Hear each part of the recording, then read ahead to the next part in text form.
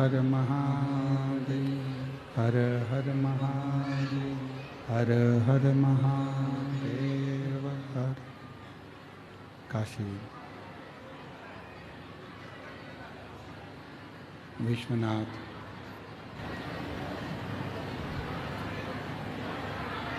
ओगरदानी त्रिकालदर्शी कैलाशी अविनाशी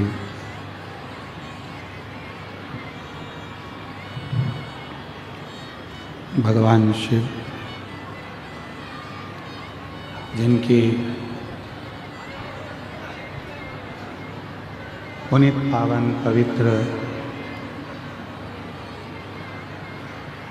शिव महापुराण की कथा भगवान देवादिदेव महादेव की कृपा से, करुणा से, उनकी उदारता से दंतेवाड़ा की ये पवित्र पावन भूमि, पवित्र धरा, जहाँ बैठकर भगवान शिव की पवित्र कथा को श्रवण करने का सौभाग्य बाबा देवादिदेव महादेव की कृपा से, माँ दंतेश्वरी की करुणा, उनकी कृपा, उनकी उदारता से बस्तर क्षेत्र के इस गिदम की पवित्र भूमि पर बाबा देवादिदेव महादेव की कृपा से, करुणा से, उनकी उदारता से ये पवित्र पावन शिव महापुराण की कथा श्रवण करने का सौभाग्य आपको और हमको प्राप्त हुआ है। बड़े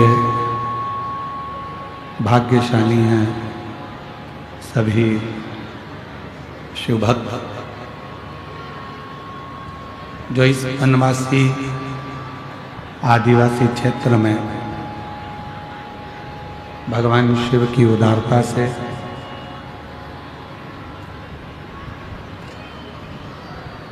नक्सल एरिया के इस सभी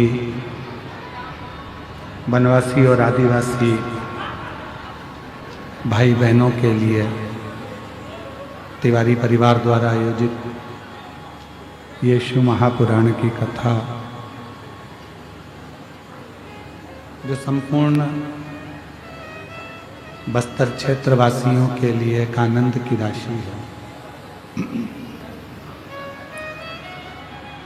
स्वर्गीय अविनाश जी तिवारी, स्वर्गीय प्रमीला जी तिवारी, स्वर्गीय अश्वजीत जी तिवारी जी की स्मृति में श्री विजय प्रसाद तिवारी जी द्वारा श्रीमती कमला तिवारी जी, श्री अभिलाष तिवारी जी, श्रीमती श्यामा तिवारी जी, श्री अभिनव तिवारी जी, श्रीमती शुभांगी तिवारी जी, श्री सुशील तिवारी जी, श्रीमती अरुणा तिवारी जी, श्री अनुमेह तिवारी जी, श्रीमती अभिजीत तिवारी जी गिदम छत्तीसगढ़ से हैं, जो इस पवित्र शिव महापुराण की कथा का दिव्य और भव्य आयोजन बस्तर क्षेत्र में कराकर वनवासी आदिवासी जीवों का कल्याण कर रहे हैं। एक बार यजमान परिवार के लिए जोरदार ताली बजाकर उनका साधुवाद,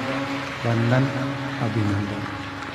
कथा मंडप में ही विराजमान संत महोदय, साधु, सन्यासी, अतिथिगण, तपस्वी जन एवं क्षेत्रीय विधानसभा के दंतेवाड़ा के माननीय विधायक महोदय श्री चेतराम अटामी जी, एक बार विधायक महोदय जी के लिए भी जोरदार ताली बजाकर उनके लिए भी साधुवाद, जिन्होंने इस पवित्र दिव्य आनंदमय कथा का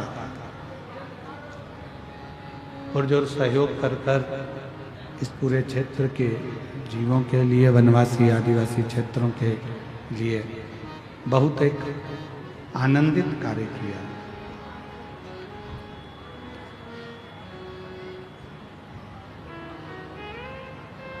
मानव जीवन में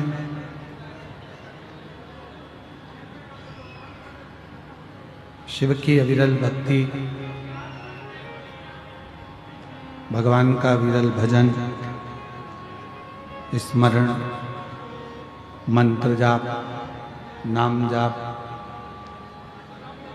जो भी मानव शरीर में कर्म करते करते करते करते जो इन सभी चीज़ों को धारण करता है, वो अपनी जिंदगी में जीवन को आनंदित कर लेता है।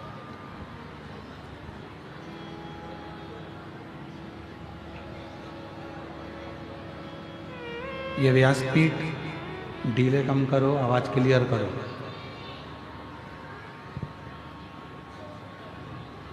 ये व्यासपीठ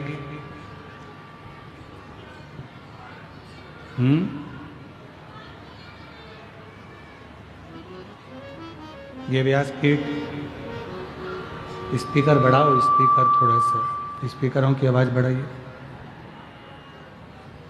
ये व्यासपीठ कभी भी नहीं करती, अपना घर परिवार कुटुंब का नाते रिश्ते छोड़कर। व्यासपीठ हमेशा एक बात जरूर कहती है कि जिस जगह पर रहें, जैसे रहें, जिस अवस्थाओं में डूबे रहें, कर्म में डूबे रहें, कार्य में डूबे रहें, और साथ में थोड़ा थोड़ा भगवत भजन करते चलो।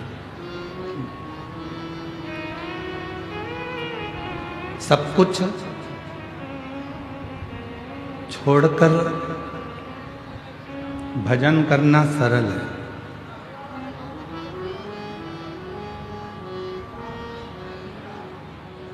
घर परिवार छोड़ दिया,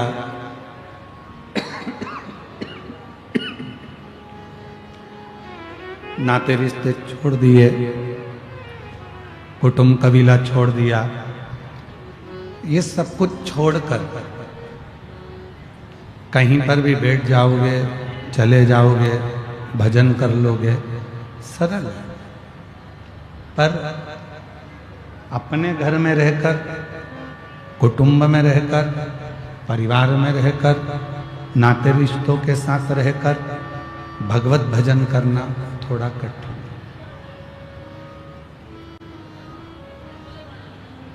श्रीमद् भागवत कथा में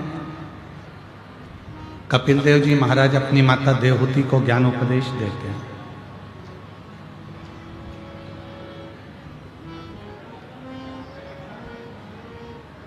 और माँ देवहूति से कहते हैं, माँ, दुनिया के लोग कहते हैं कि बुढ़ापा बुरा होता है, बुढ़ापा बेकार होता है, बुढ़ापा ठीक नहीं होता। बुढ़ापा श्रेष्ठ नहीं, पर श्री कपिल देव जी महाराज अपनी माता से कहते हैं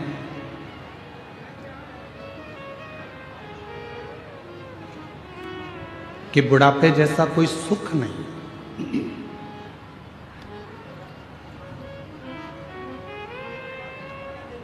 दुनिया के लोगों को बुढ़ापा बुरा लगता है, दुनिया के लोगों को बुढ़ापा अच्छा नहीं लगता। पर श्रीमद् भागवत में कपिल देव जी महाराज अपनी माता देवहूति से कहते हैं कि बुढ़ापा श्रेष्ठ है। पर वो बुढ़ापा कब श्रेष्ठ है, उस बुढ़ापे की श्रेष्ठता कब रहेगी?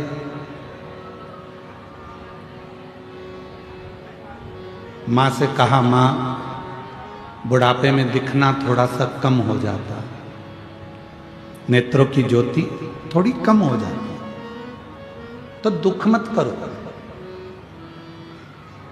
संसार बहुत देख लिया आपने, पूरा संसार भ्रमण कर लिया आपने, पूरे संसार को आपने देख लिया। अब बुढ़ापे में परमात्मा चाहता है कि आप संसार को ना देखकर इन आँखों की रोशनी मैंने जो कम करी है, इनको बंद कर कर अपने भीतर बैठे हुए भगवान देव अधिदेव महादेव को झांकना प्रारंभ करो, देखना प्रारंभ करो। अब उसको देखो।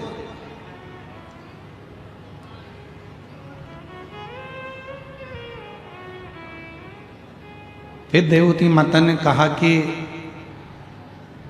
बुढ़ापे में श्रवण शक्ति कमजोर हो जाती है, सुनाई कम देता है, सुन नहीं पाते हैं। माँ देवहूति से कपिल देव जी महाराज कहते हैं, माँ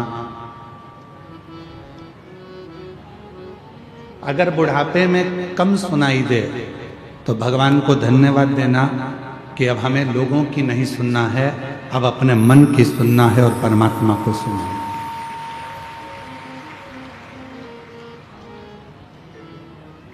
फिर कहा बुढ़ापे में पांव से चलना नहीं जाता, तो कपिल देव जी महाराज कहते हैं, बुढ़ापा कहता है माँ अब बहुत जगत में घूम लिए, अब एक जगह पर बैठकर भगवत नाम का कीर्तन करो, उससे बड़ा कोई सुख नहीं है।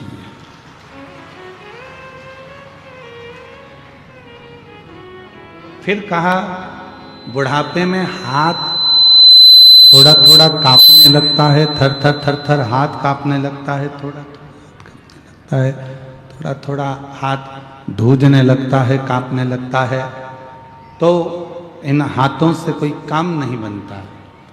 कपिल देव जी महाराज ने माँ देवहूति से कहा, माँ चिंता ना करिए, शंभो शंभो शंभो शंभो शंभो शंभो शंभो शंभो। माँ यदि थोड़ा बहुत हाथ कांपने भी लगे तो परमात्मा चाहता है तू माला करे, मन का एक जपे और वो तेरे हाथ धूजने से मन का 2 खसक जाए तो भी राम उसको स्वीकार कर लेता है, शिव उसको स्वीकार कर लेता है। अब बुढ़ापे जैसा सुख कहां?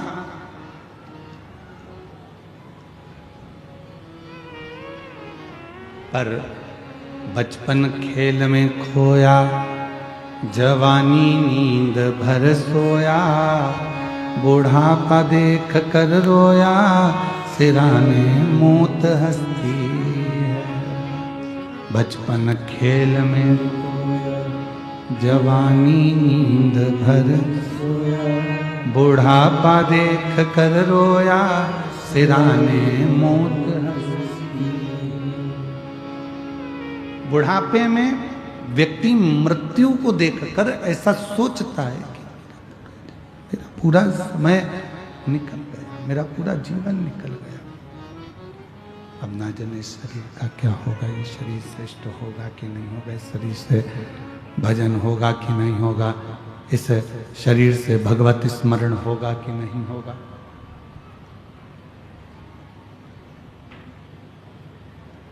पर मेरी जीजियों, मेरे जीजाओं, मेरी बेटियों, मेरे बेटाओं, मेरी माताओं, मेरे बुजुर्ग माँ बाप, एक बात का स्मरण रखिएगा आप अपने अंदर कि बुढ़ापे से सुंदर कुछ नहीं हो सकता, जिसमें हम भगवत भजन को करें, भगवत स्मरण को करें, भगवत नाम को। ये चल रहा है स्पीकर, जरा कान लगाइए।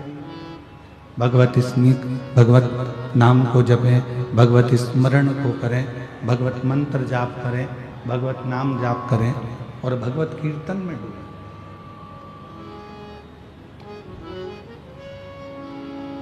आप लोगों को मालूम होगा,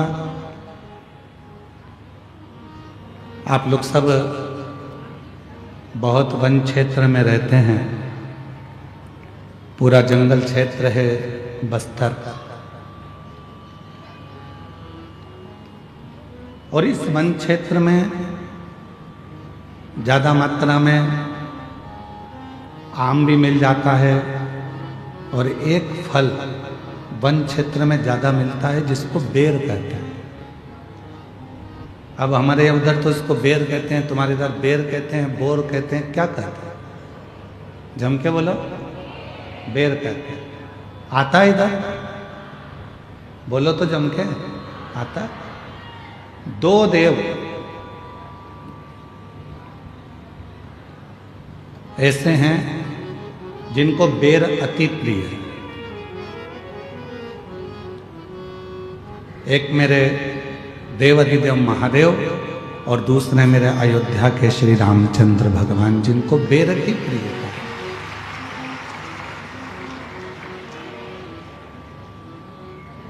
और इतनी प्रियता बेर की है मेरे राम जी को, इतनी प्रियता मेरे भगवान देवाधिदेव महादेव को है। इस बेर के पीछे मां जगत जननी ने एक बार भगवान शंकर से एक प्रश्न किया था, और आप लोगों को भी उस प्रश्न का उत्तर स्मरण में होना चाहिए।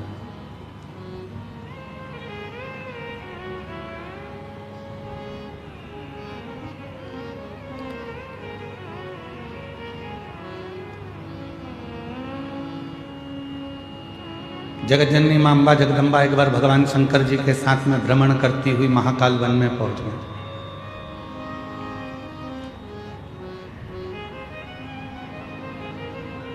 पार्वती मैया शिव जी के साथ में नंदी पर सवार होकर जब महाकाल वन में पहुंची और भ्रमण कर रही थी, भ्रमण करते करते मां पार्वती जी का साड़ी का थोड़ा सा भाग बेर की झाड़ी में उलझ गया।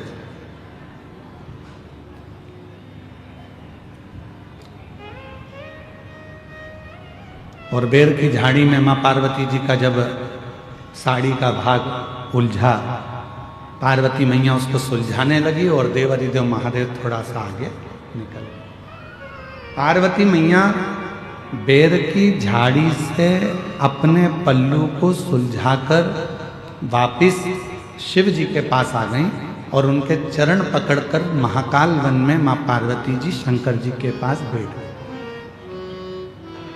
बाबा,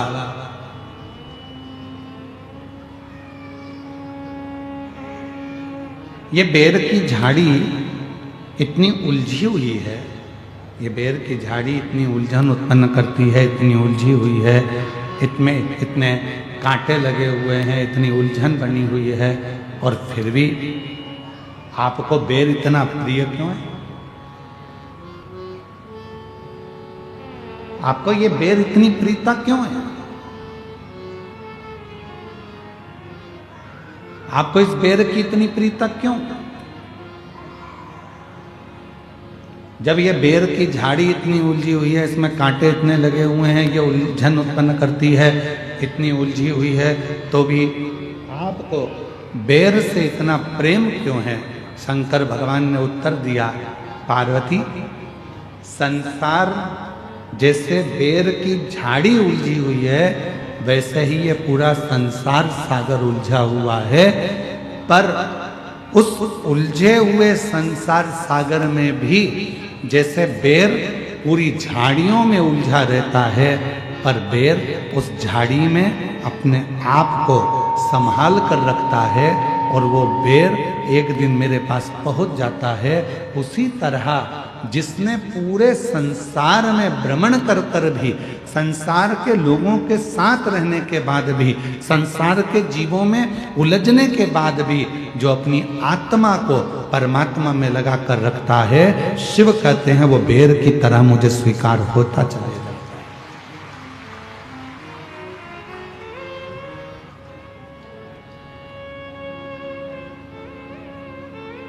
आप सब तो छत्तीसगढ़ के रहनिवासी हो, राम जी के नाना जी के घर से हो, तो आप लोगों को तो मालूम होगा मां शबरी अम्बा के दरवाजे पर जब भगवान श्री राम पहुंचे थे, तो मां शबरी अम्बा ने राम जी को क्या खाने को दिया था?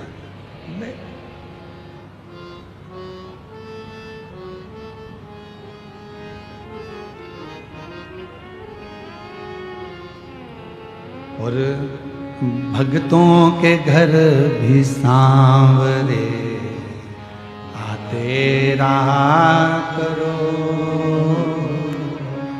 दर्शन के नैन बावरे दर्शन दिया करो। कहते हैं प्रेम से प्रभु छिलके भी खा गए, कहते प्रेम से प्रभु छिलके भी खा गए। ओ कहते हैं प्रेम से प्रभु छिलके भी खा गए, कहते हैं प्रेम से प्रभु छिलके भी खा गए। ओ कहते हैं प्रेम से प्रभु छिलके भी खा गए, शबरी के झूठे बेर भी खाते रहा करो, शबरी के झूठे बेर भी खाते रहा करो। दर्शन के नैन बावरे दर्शन दिया करो, दर्शन के नैन बावरे दर्शन दिया करो, भगतों के घर भी सावरे आते रहा करो, शबरी के झूठे बेर भी खाते रहा करो। शबरी लक्ष्मण जी पूछ रहे हैं भगवान श्री राम जी से, क्या वन में आम नहीं थे, क्या वन में केले नहीं थे, क्या वन में पपीता नहीं था, क्या वन में फल नहीं थे, क्या वन में अमरूद नहीं थे, क्या वन में कोई दूसरा फल नहीं था, शबरी ने तुमको झूठा बेर क्यों दिया?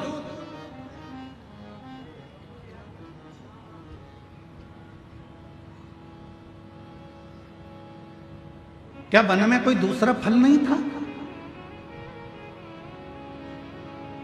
वन में तो केले भी मिल जाते, अमरूद भी मिल जाते, आम भी मिल जाते, दुनिया के सारे फल मिल जाते, फिर शबरी बेर क्यों दे रही है तुमको? लक्ष्मण जी को थोड़ा सा गुस्सा आया, उन्होंने कहा ये मुझे ठीक नहीं लगा कि सारे फल छोड़कर शबरी तुमको बेर दे रही है।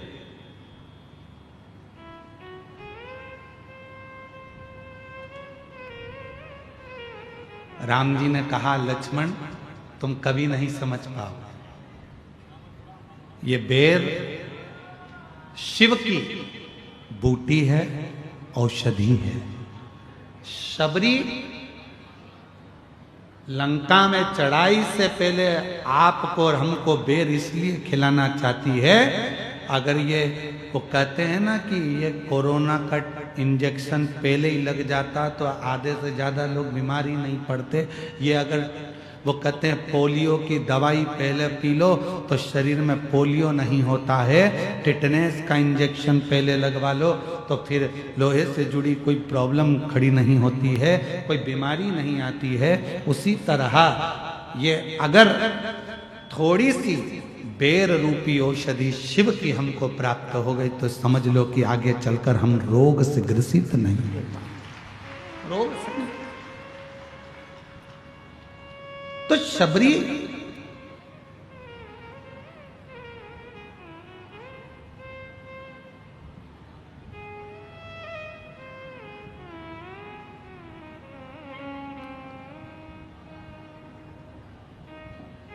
आप सबको मालूम होगा लक्ष्मण जी को राम जी ने बेर दिया था शबरी का झूठा वाला, और राम जी ने लक्ष्मण जी को दिया तो लक्ष्मण जी ने खाया था क्या करा? फेंक दिया। फिर लक्ष्मण जी को बाद में खाना पड़ा। कब? जब लक्ष्मण जी मूर्छा खाकर गिर गए, संजीवनी लेने हनुमान जी गए, लोग कह रहे थे वो संजीवनी लेने गए हैं, पर राम जी मुस्कुरा रहे थे कि संजीवनी नहीं है, जो शबरी ने बेर दिया था वो तूने खाया नहीं था, फेंक दिया था, वो पर्वत पर जाकर गिर गया था। उस पर्वत पर बेर का जो पौधा लगा था, उस पौधे की पत्ती का रस तुझे निचोड़ कर दिया गया, तब जाकर तू उठ कर बैठा, तब नहीं खाया, अब खा।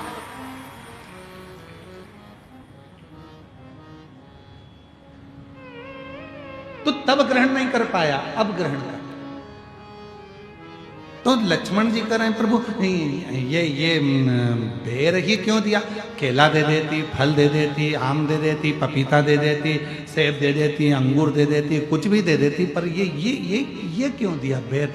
तब राम जी ने कहा ये शंकर की बूटी है और ये बूटी कोई साधारण नहीं होती।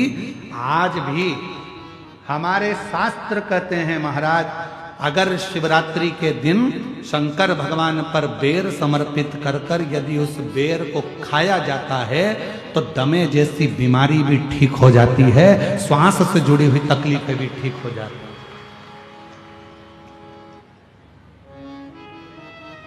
जिस व्यक्ति को चलने में हाँपड़ी भराती है, थोड़ी दूर चलकर बहुत तेज हाँपने लगता है, उसके दम भराने लगता है, सांस फूलने लगती है और उसको 10 जगह पर बैठना पड़ता है। किसी से बात करते करते उसको दम भरा जाती है, ठंड का समय है उसको दम भरा जाती है, सांस भरा जाती है, बोल नहीं पाता है, उसको बार बार उसके लंग्स इन्फेक्शन होने लगते हैं। उस व्यक्ति को शिवरात्रि के दिन शंकर भगवान पर एक बेर चढ़ाकर उस बेर को अवश्य खाना चाहिए।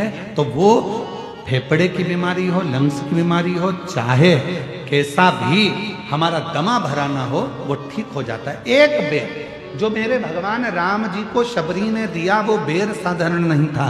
जो माँ पार्वती जी ने शंकर जी को समर्पित किया वो बेर साधारण नहीं था। जो माँ सती जब भगवान शंकर के साथ में कुंभज ऋषि के आश्रम में कथा श्रवण करने के लिए गई और बाबा कुंभज बाबा के आंगन में से एक बेर उनकी आज्ञा से तोड़कर शिव को समर्पित करती हैं और शंकर भगवान को श्री राम जी का दर्शन हो जाता है, वो बेर साधारण नहीं था। वो बेर सहजता का विषय नहीं है।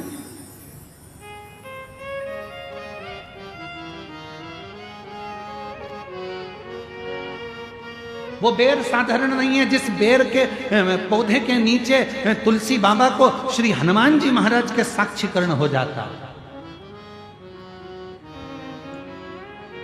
जिस बेर की झाड़ी में भगवान राम के हनुमान जी का दर्शन हो जाता, वो बेर साधारण नहीं। और शबरी के झूठे बेर भी खाते रहा करो, दर्शन के बावरे दर्शन दिया करो।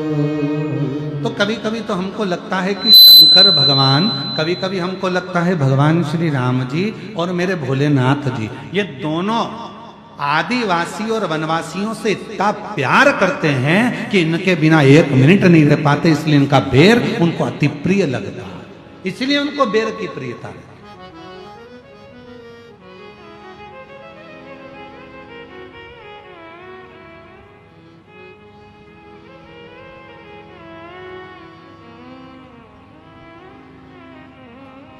कोई भोलेनाथ जी को बूढ़ा देव कहता है, कोई कुछ कहता है, कोई कुछ कहता है, कोई गरम देव कहता है, कोई ये देव कहता है। शिव का वही स्वरूप।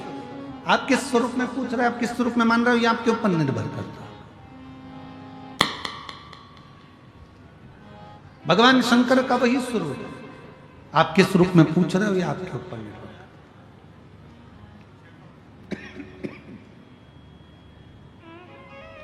शिव कथा कर रहे, लक्ष्मण जी ने पूछा भगवान श्री राम जी से, शबरी अम्बा को बहुत सारे फल मिल जाते पर शबरी अम्बा ने बेर ही क्यों ला कर दिया?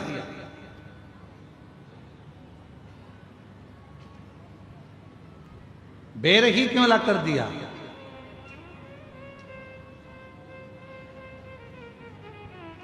भगवान राम जी मुस्कुराकर बोले, शबरी अम्बा बहुत समझदार है, उसको मालूम है शबरी बोलना नहीं जानती है, स्तुति करना नहीं जानती है, आराधना साधना करना नहीं जानती है, बहुत मंत्र नहीं जानती है, इसलिए उसने बेर लाकर दे दिए। और बेर भी झूठे कर दिए हैं कि मैं नहीं बोल सकती अपने मुख से मेरे दिल की बात, ये बेर बोलेंगे आपसे, क्योंकि बेर बताता है कि जैसे मैं झाड़ियों में रहा, मैं उलझनों में पड़ा रहा, आखिरी में आपने मुझे स्वीकार कर लिया। शबरी कह नहीं सकती ये बात, पर वो बेर देकर शबरी कहना चाहती है कि मैं संसार की उलझनों में पड़ी रही, अब आप मुझे अपने चरणों में स्वीकार कर लीजिए, अब आप मुझे अपने चरणों में ले। ये पैर के माध्यम से, ये कपूर के माध्यम से शबरी कह नहीं पा रही है। कई कई माताओं की आदत होती है बोल नहीं सकते। अभी हम कल बारसूर गए थे यहाँ पास के गांव में, तो वहाँ आदिवासी वनवासी क्षेत्र की मेरी जीजियों से बातचीत हो रही थी। तो इतने में एक जगह पर हम लोग रुके, वहाँ कोई वनवासी बहन सामने खड़ी हुई थी। तो उसके सामने किसी कैमरे वाले ने जैसे ही अपना माइक लगाया, जीजी आप बोलो, आपको कैसा लग रहा है, तो वो तुरंत अपना मुंह फेरी और चली गई, कुछ बोली नहीं वो। मतलब आज भी ये क्षेत्र, बस्तर क्षेत्र का आज भी वनवासी आदिवासी इतना पवित्रता का जीवन जी रहा है कि तुम्हारी आज की भाग दौड़ से वो बिल्कुल अलग है और अपनी जिंदगी को सात्विकता के साथ जी रहा है। उसे मतलब नहीं है तुम्हारे यहाँ कितने फ्रिज हैं, उसको तो पानी का मटका भला है। उसको मतलब नहीं है कि तुम्हारे यहाँ कितनी वॉशिंग मशीन है, उसको तो हाथ का सिलवट्टा अच्छा लग रहा है। उसको मतलब नहीं है कि तुम्हारा 4 मंजिला मकान कैसा है, उसको तो अपना झोपड़ा आनंद दे रहा है। उसको मतलब नहीं है कि तुम्हारे यहाँ कितने कालीन बिछे हैं, उसको तो दरी फटी हुई उस पर सोने में उसको आनंद मिल रहा है। आपको बीपी और शुगर की गोलियां खाना पड़ रही है, उसको शुगर और बीपी की गोलियां नहीं, उसको तो भगवान की अविरल भक्ति से वो स्वयं कैसा भी पानी पी ले, खड्डे में भरा हुआ पानी, मटके का पानी, कुएं का पानी, हेडपंप का पानी, और ना जाने कितने दिन का किसी खड्डे में पानी भरा है, वो भी अगर पानी नहीं मिलता तो भर कर ले आती है, अपने बच्चों को पिलाती है, खुद भी पीती है और बीमार नहीं पड़ती। क्यों? क्योंकि उसकी रखवाली करने वाला वो भैरम देव, उसकी रखवाली करने वाला बूढ़ा देव, उसकी रखवाली करने वाला मेरा महादेव साक्षी में खड़ा। उसको जरूरत नहीं है तुम्हें देखना पड़ता आरओ का पानी है कि नहीं, बिस्लेरी का पानी है कि नहीं, बॉटल कैसी है, बॉटल कैसी है, बच्चा छोटा है कुनकुना पानी दे दो, बच्चा ऐसा है, बच्चे की माँ का जापा हुआ है, उसका ध्यान रखना, ठंडे पानी में हाथ मत डालना, ये मत करना। उसके घर में कोई करने वाला नहीं है तो भी बच्चे को जन्म देकर दूसरे दिन उठकर अपने काम में लग जाती है, एक गुड़ की खोड़ी लेकर खा लेती है। तुम्हारे जैसा लड्डू बनाकर नहीं खाती जापे का। 1 महीने तक लड्डू नहीं सूती, नहीं खाती, एक गुड़ की खोड़ी ली, इतना सा नारियल का खोपरा मां दंतेश्वरी की कृपा से लिया, खाया और अपने बच्चे को बड़ा करने लगती है। और छोड़ दिया रोड पर, बच्चे को सुला दिया। तुम्हारे बच्चे को जरा सा सुला दो, अरे मम्मी धूल लग जाएगी, अरे मम्मी एलर्जी हो जाएगी, और उसकी औलाद दिन भर आनंद से मिट्टी में पड़ी हुई है, खेल रही है, और तुम्हारी औलाद पिंजरे में रह रहकर पिंजरे की हो गई, और उसकी औलाद शेर होकर आज भी जंगल में भ्रमण कर रही है। ये वनवासी होते हैं, ये आदिवासी होते हैं। सीखो, अरे ओ दंतेवाड़ा वालों सीखो।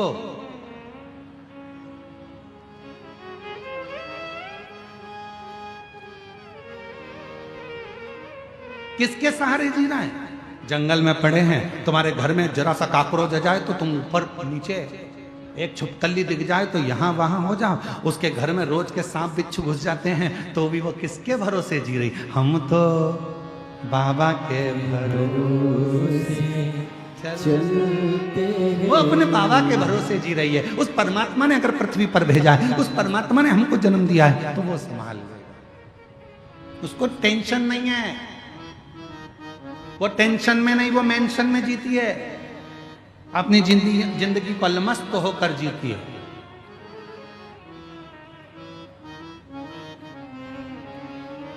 सास कह दे तुमको बेटा 1 गिलास पानी ला दे तो तुम्हें चक्कर आ जाते हैं, और वो अपने सिर पे लकड़ी का गड्ढा रखकर, बच्चे को साइड में रखकर पूरा बोझा ढोती हुई बढ़ती चली जाती है। पूरा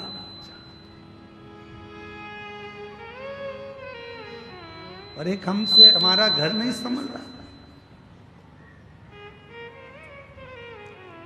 क्या मस्त की जिंदगी है जी। मेरे वनवासी आदिवासी क्षेत्र के जितने मेरे बहन भाई हैं, उन सभी को पवित्र चरणों को नमन करता हूं कि आप अपने संस्कारों को नहीं भूले हो, और आप अपनी भारत माता की सभ्यता को नहीं भूले हो, आप अपने सनातन को नहीं भूले हो। बस इनको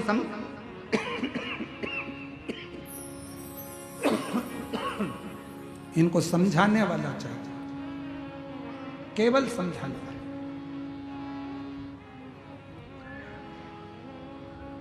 दूसरे धर्म के लोग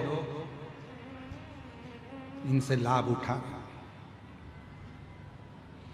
दूसरे धर्म के लोग इनसे फायदा उठा रहे।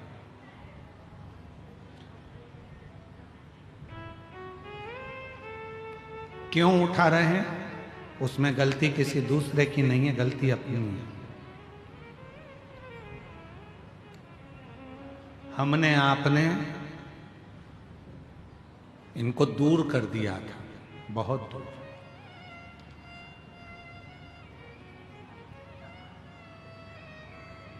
आज लोग कहते हैं हम घर वापसी करा रहे हैं।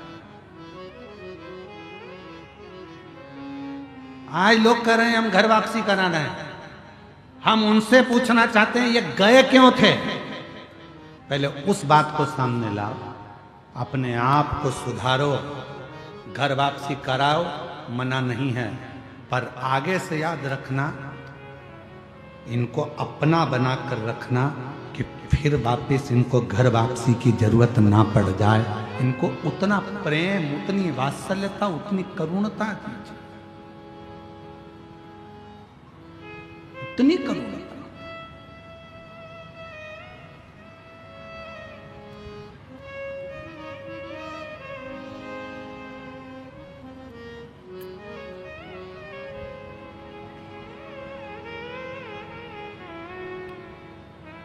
महाराज, संभालना आपको और हमको है। मेरे राम जी कह रहे हैं कि शबरी कह नहीं सकती। होता है आदिवासी वनवासी क्षेत्र में, मेरी जीजियां, मेरे जीजा, मेरी बेटियां, बेटे, मेरी माताएं बोल नहीं पाती, अपनी पूरी बात नहीं कर पाती, तो वो बेर देकर, शबरी अम्बा एक बेर देकर राम जी को उस बेर को झूठा कर कर कह रही है कि मैं नहीं बोल सकती। बेर झूठा करना मतलब मैं नहीं बोल रही हूं, अब मेरी जगह पर ये बेर बोलेगा, तो झूठा करा और दिया कि मैं नहीं बोल सकती, ये बोलेगा। और राम जी ने उस बेर को लिया, देखा। लोग कह रहे थे कि बेर को मेरे राम देख रहे थे, नहीं, बेर की बात राम सुन रहे थे। ये वो शबरी है जो अपने पिता के घर से आपके लिए दौड़ कर आई है, वन में जीवन निकाल रही है। ये वो शबरी, और अब इसको स्वीकार कर लीजिए।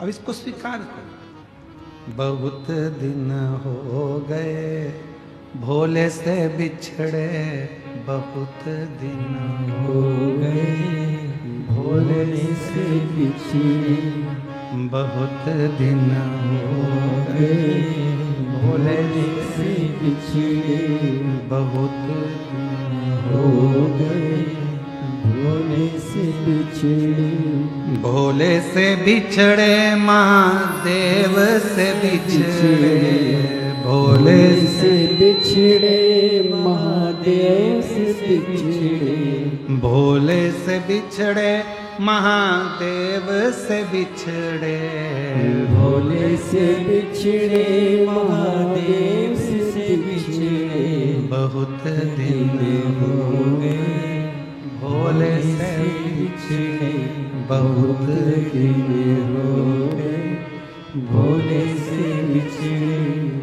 मेरे भोले बाबा को नाग ही भावे, मेरे भोले बाबा को नाग भी भाए, मेरे भोले बाबा को नाग ही भावे, मेरे भोले बाबा को नाग ही भावे।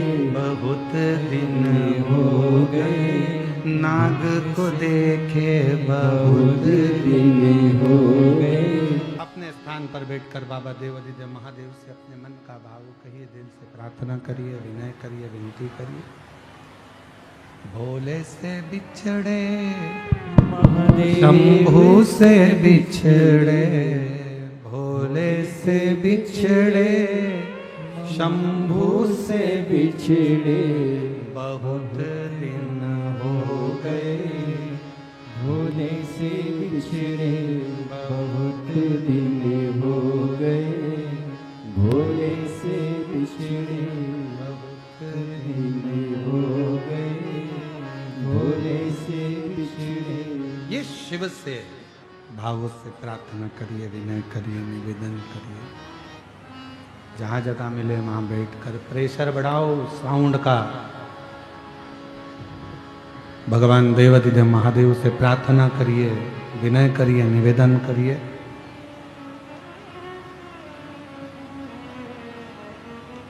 बाबा को अपने मन का भाव कहिए।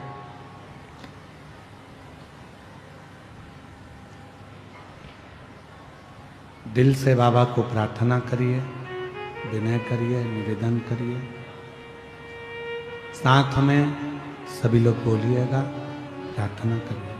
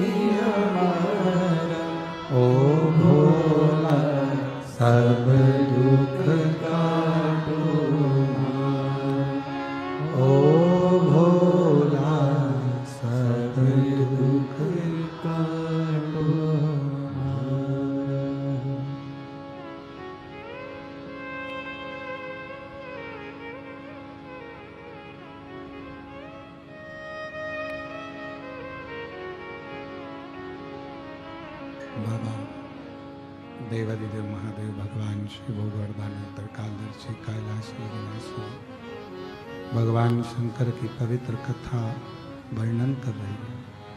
शिव महापुराण की कथा वर्णन करती है शिव को और राम जी को अति प्रिय है, अति प्रिय। शबरी अम्बा खुद भगवान से कुछ कह नहीं सक रही, बोल नहीं पा रही।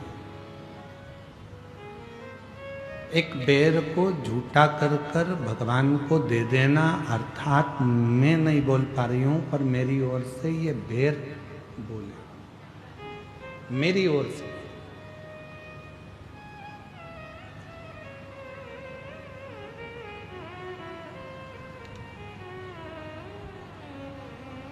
हम नहीं बोल सकते पर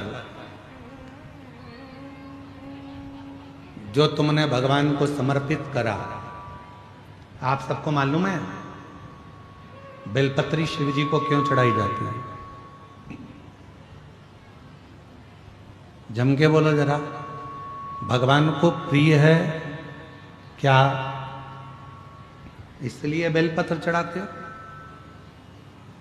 भगवान की अति प्रिय है क्या इसलिए शिव जी को बेलपत्र चढ़ाते हो?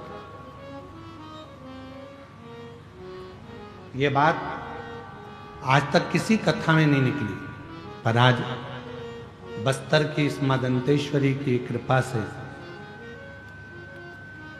मां दंतेश्वरी की आज्ञा से अगर ये कथा निकली है तो उसको स्मरण करें। शिव को बेलपत्र क्यों चढ़ाई जाती है? किस लिए?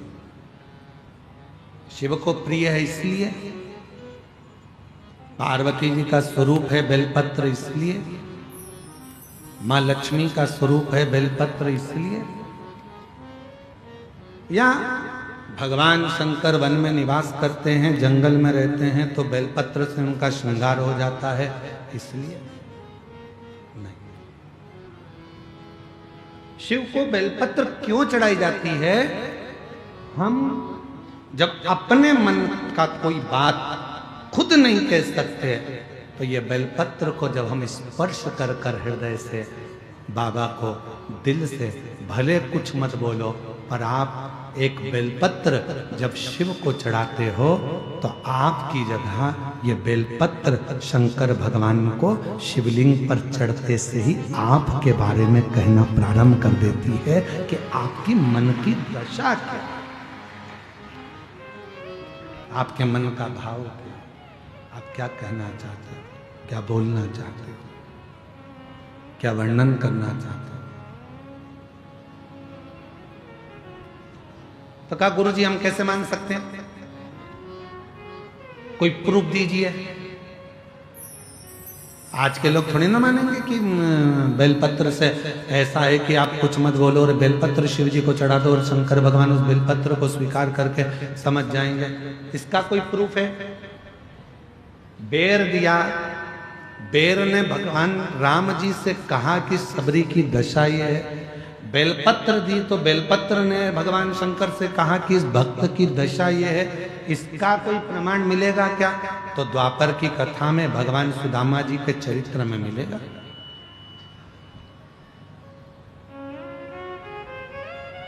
कितने लोग हैं जिन्होंने श्रीमद् भागवत सुनी है? जरा हाथ उठाओ तो जरा।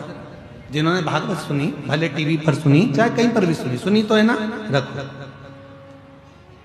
सुदामा जी ने भगवान कृष्ण से कहा था क्या कि मेरे घर में कुछ भी नहीं है प्रभु, खाने के भी लाले पड़े हैं, मेरे बच्चे भूखे हैं प्रभु, मेरे घर की दशा ठीक नहीं है प्रभु।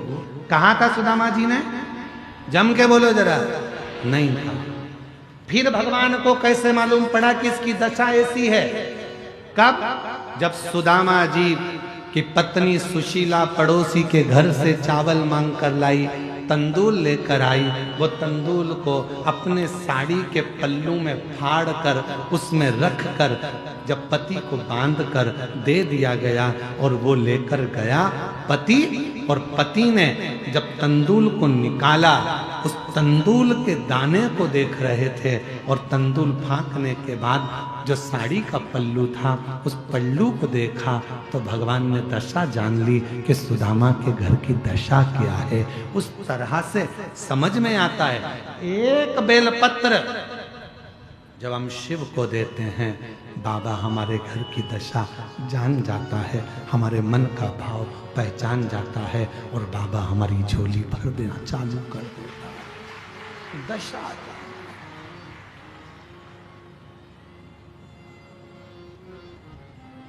बहुत दिन हो गए भोले से बिछड़े, बहुत दिन हो गए नहीं हो गए, बहुत दिन हो भोले से बिछड़े, बहुत समय हो गया, बहुत बिछड़े।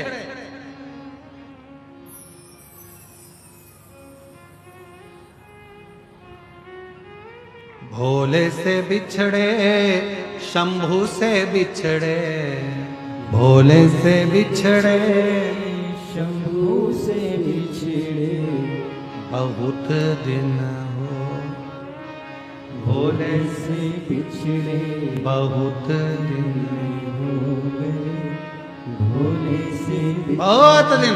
हम अपने अपने भीतर की बात कैसे परमात्मा से करें? हम कैसे भगवान को अपने मन का भाव कर दें? हमें ना स्तुति आती है, ना मंत्र आता है, ना साधना आती है, ना तंत्र आता है। और एक और प्रसंग सुन लीजिए, आज मां दंतेश्वरी की कृपा से एक प्रसंग और सुनिए, कितना सुंदर प्रसंग है। जब भोले बाबा ने प्रथम बार मेरे भोलेनाथ ने डमरू बनाया और डमरू का नाद किया, तो उसमें से स्वर निकलना प्रारंभ हुए। पहली बार सृष्टि का संतुलन मेरे भोलेनाथ ने करना प्रारंभ कर दिया। पहली बार पार्वती जी ने पूछ लिया, बाबा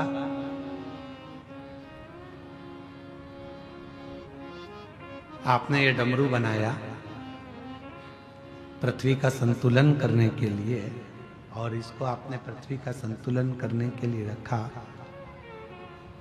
इसमें से स्वर निकल रहे हैं, स्वर प्रशित हो रहे हैं। बाबा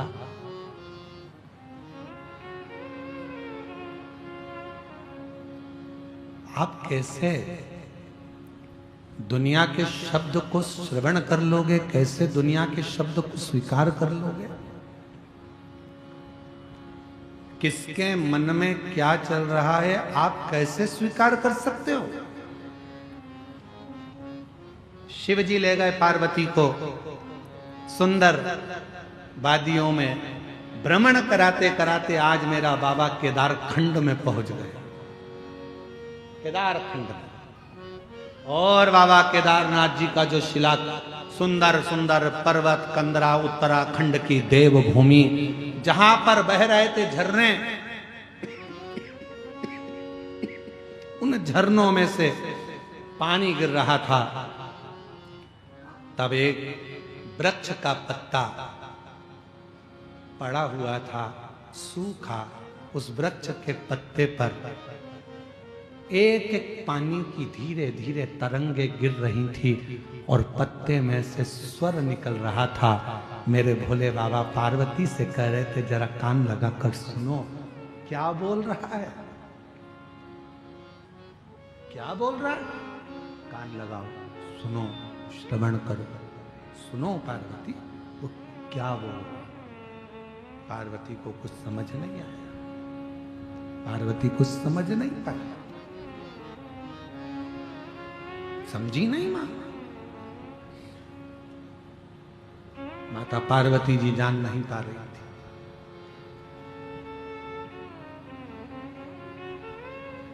एक एक स्वर पानी की बूंद बता रही थी। तब भगवान देवाधिदेव महादेव ने माता पार्वती से कह दिया, सुनो जगत जननी जगदम्बा अंबा पार्वती, जल की धार व्यक्ति ना बोले, जो जल की धार मुझ पर पड़ती है, मैं उस धार से समझ जाता हूं कि गंगा क्या कहना चाहती है, गंगा के शब्द क्या है, गंगा क्या बोलना चाहती है, यमुना क्या कहना चाहती है, सरयू, कावेरी, मंदाकिनी, गोदावरी, इंद्रावती, ये क्या कहना चाहती है, मैं समझ जाता। मेरी जीजियों, मेरे जीजाओं, मेरी बेटियों, मेरे बेटाओं, मेरी माताओं, मेरे बुजुर्ग माता पिता, ध्यान रखें इस चीज के लिए, स्मरण में रहे, आप लोगों के ध्यान में रहे। शंभो शंभो शंभो शंभो शंभो। थोड़ा ध्यान रखें इस बात का कि मेरे भोले बाबा को जब आप एक लोटा जल समर्पित करते हो और धीरे धीरे जब वो जल की धार मेरे देव अधिदेव महादेव पर चढ़ना प्रारंभ होती है, तुम कुछ कहो ना कहो, पर तुम्हारे घर से आया हुआ पानी जब शिव जी पे चढ़ता है तो वो जल की धार शंकर जी से तुम्हारे मन की और तुम्हारे घर की पूरी बात कह देती है और शिव करुणा करना प्रारंभ कर देते हैं, शिव दया करना प्रारंभ कर। मेरे भोले बाबा को सांप ही भावे, मेरे भोले बाबा को, बोलो बोलो, मेरे भोले बाबा को गंगा ही भावे, मेरे भोले बाबा को गंगा ही भावे। बहुत दिन हो गए गंगा को देखे, बहुत दिन हो गए गंगा को देखे, बहुत दिन हो गए गंगा को देखे, बहुत दिन हो गए गंगा को। हमने बहुत दिन से गंगा धार चढ़ रही है, शिव जी के ऊपर जल की धार लग रही है, शंकर के ऊपर धार चढ़ रही है। आप जब रोज एक लोटा जल लेकर शिव के दरवाजे पर जाते हो, शंकर के पास पहुंचते हो, शंकर भगवान के नजदीक में जाते हो, एक लोटा जल जब चढ़ाते हो तो वो धार आपके मन की, आपके घर की सारी बात शिव को कह देते हैं, शंकर को।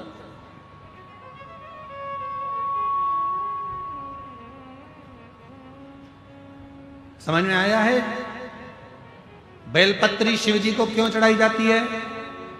जम के बोलो जरा। हम अपनी बात बाबा से नहीं कर सकते तो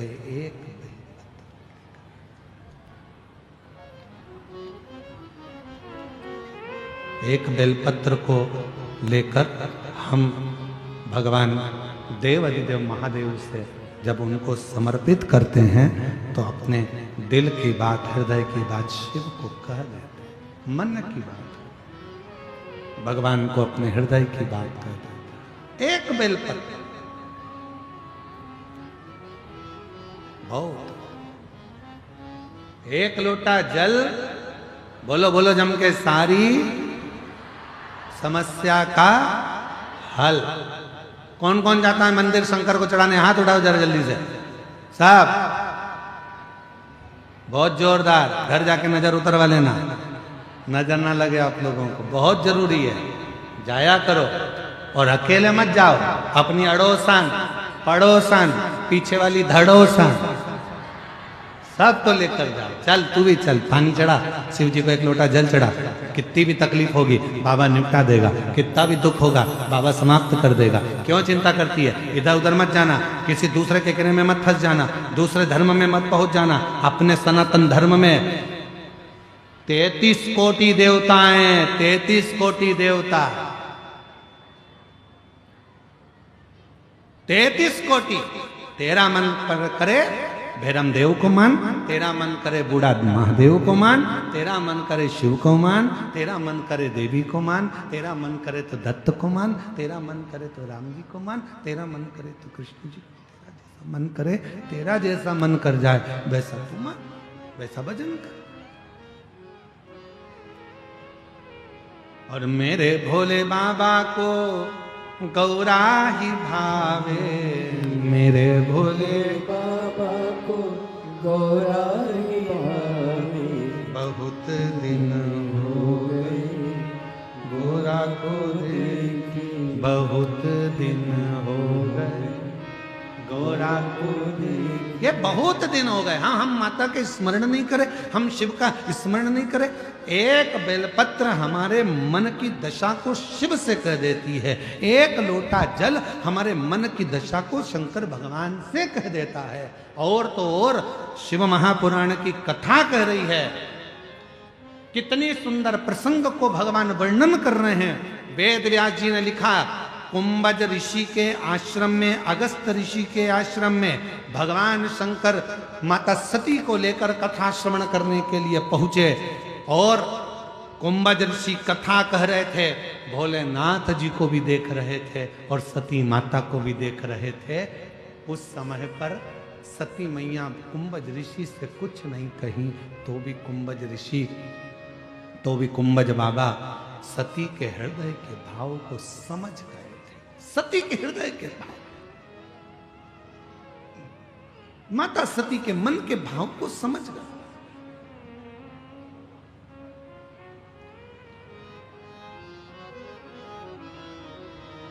कुछ मत कहो तो भी बाबा समझ जाता है। आप लोगों को एक बात कही थी, किस किस को याद है जरा उत्तर देना। शिव जी को एक लोटा जल नहीं चढ़ा सकते, मत चढ़ाओ। बेलपत्र भी नहीं चढ़ा सकते, मत चढ़ाओ। शंकर के मंदिर में जाकर 3 बार ताली बजा दो, वो भी नहीं कर सकते, दर्शन कर लो। वो भी नहीं कर सकते, हर हर महादेव बोल लो।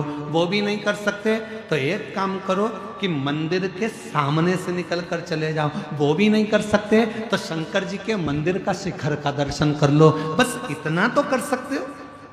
उतने में भी मेरा देव अधिदेव महादेव कृपा करना प्रारंभ कर देता है, वो छोड़ता नहीं। उतने में भी कृपा कर देता।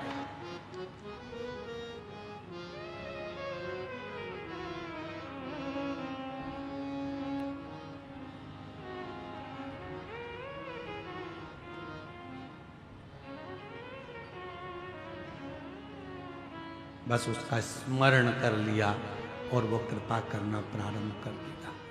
कृपा कितनी सुंदर कथा है, थोड़ा ध्यान लगाकर सुनिएगा।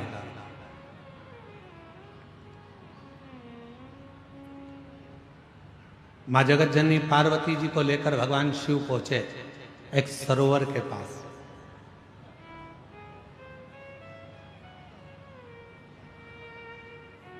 पार्वती जी हाथ जोड़कर बोलने लगी कि मुझे तुम्हारा पाशुपत्य अस्त्र नहीं चाहिए, मुझे तुम्हारा पाशुपत्य अस्त्र नहीं चाहिए। केवल 2 चीज चाहिए, एक पाशुपत्य व्रत दे दो मुझे और एक पाशुपत्य योग दे दो। एक मुझे योग दे दीजिए और एक मुझे व्रत दे दीजिए। तो शंकर भगवान ने फिर कहा कि देखो पार्वती, तुम एक काम करो कि इन 3 में से कुछ एक मांग लो। तुम्हें पाशुपत्य अस्त्र नहीं चाहिए तो तुम या तो पाशुपत्य योग ले लो या पाशुपत्य व्रत ले लो। पार्वती जी ने कहा, भोले बाबा, जब आपसे मैंने शादी नहीं करी थी, जब मेरा विवाह नहीं हुआ था, तब मैंने आपके बहुत व्रत करे। तो अब मेरा मन करता है, मेरा दिल करता है कि आप व्रत की जगह मुझे पाशुपत्य योग सिखा दो। ठीक है। शिव जी बैठ गए, सरोवर का तट था, पार्वती मैया सामने बैठ गई और बाबा भोलेनाथ जी पार्वती जी को अपना योग सिखाने लगे और योग का ज्ञान देने लगे। ध्यान दीजिएगा, दोनों योग सिखा रहे हैं, योग का ज्ञान दे रहे, दोनों चीज चल रही। अब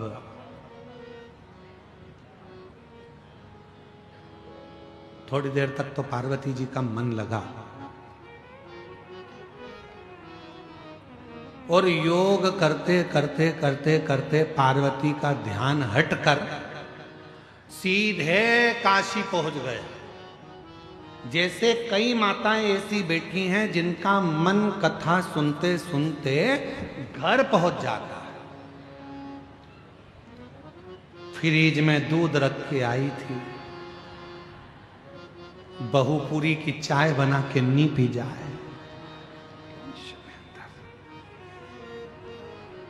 बच्चे आते होंगे स्कूल से, बहू ना जाने उनके कपड़े वगैरह देगी कि नहीं देगी, मैंने वहां रख कर आ गई थी।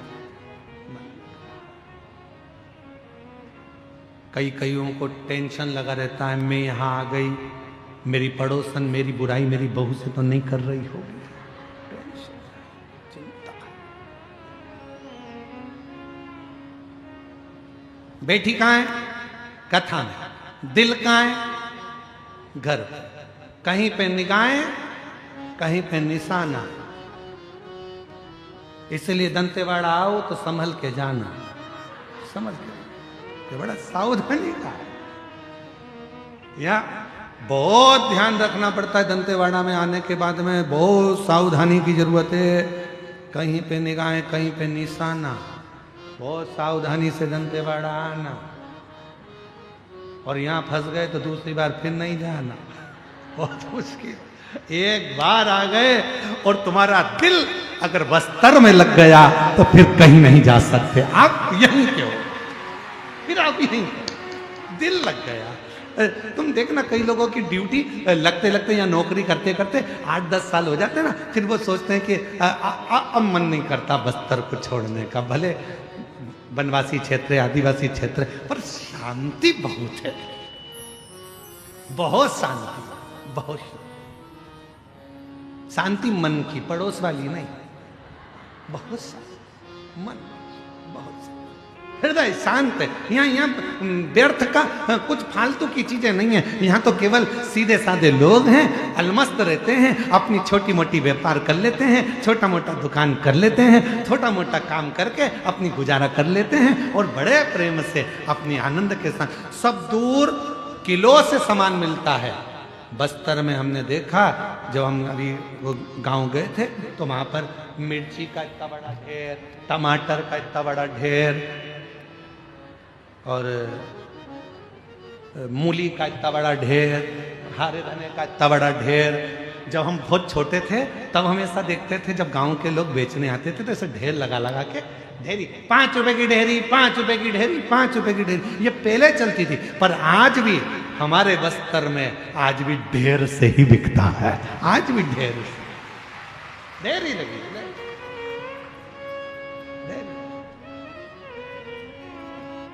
और हमने क्या देखा जब हम गांव गए, अभी तो हम एक ही गांव घूमने गए हैं भैया, अभी 2-4 गांव घूम आएंगे तो फिर हम नहीं जाएंगे, अभी तो हम एक ही गांव घूमने गए। फिर हमने देखा थोड़ी देर, तो हमने क्या देखा कि एक गांव का व्यक्ति ये सब फेटा बंधा हुआ था, इतनी इतनी धोती उसकी चढ़ी हुई थी टाबिल जैसी, और यहाँ कुछ बंधा हुआ था, और वो ऐसा अपने कहीं क्या बांध के ऐसा लेके आया था। हम खड़े खड़े देख रहे थे, ढेरी वाले के पास आया, उसने ढेरी वाले की वहाँ पर ढेरी में ऐसा डाल दिया, और उसको पैसे भी देने की जरूरत नहीं पड़ी, उसने मूली उठा के रख दी, टमाटर रख दिया, हरी मिर्ची रख दी, और वो लेकर चले गया।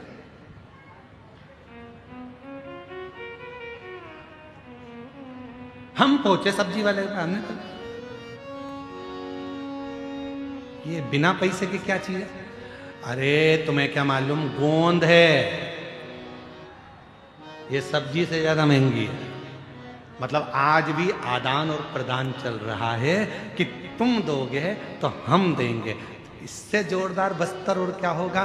प्यार दो और प्यार लो, इससे जोरदार बस्तर और क्या होगा? बस्तर प्यार देता है, बस्तर करुणा देता है, बस्तर वात्सल्यता देता है, और छत्तीसगढ़ का ये बस्तर जीने की कला देता है। आप जियो या आपकी जिंदगी प्यार। ए छत्तीसगढ़ वालों, तुम्हें गौरवान्वित होना चाहिए कि ये बस्तर तुम्हारा दिल है, ये बस्तर तुम्हारी जान है, और ये बस्तर तुम्हारी जिंदगी है। ये वो बस्तर है जो प्रेम, करुणा, वात्सल्यता और जीने की कला देता। और कई कई लोग बस्तर में रहने के बाद भी आंख में आंसू भर के हम दूसरी जगह चले जाएंगे। काय को जाएंगे? यहीं छाती पे मूंग डलेंगे। काय को जाएंगे? यहीं रहो। बहुत दिन हो भोले से बिछड़े, बहुत दिन। अरे बोलो बोलो बोलो बोलो, तुम तो बोलो। भोले से बिछड़े, भोले जी से बिछड़े, महादेव से बिछड़े, भोले जी से बिछड़े, महादेव से बिछड़े। बहुत दिन हो गए भोले से बिछड़े, बहुत दिन हो भोले से बिछड़े। कहाँ जाना? हम ना जाए, हम कहीं नहीं जाएंगे, हम तो यहीं, कहीं नहीं, बस यहीं यही। पार्वती चलो तुम्हें योग, पार्वती का हृदय विचलित हो जाए, मन चलेगा। ये मन जो है ना, ये बड़ा विचलित है, बहुत जल्दी भटक जाता है। बहुत जल्दी। कथा दिल लगाकर सुन रहे हो, इतने में से कोई निकल कर गया, अभी तक मन था कथा में, जैसे कोई निकल कर गया।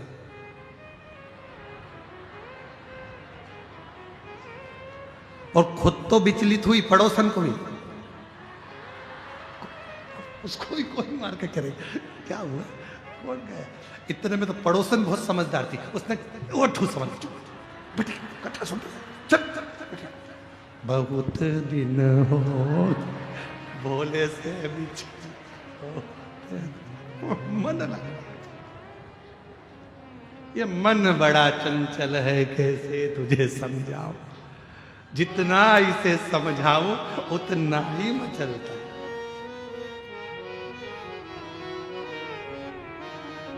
हम भी हमारे दो को बहुत समझा रहे हैं, बहुत दिन हो बहुत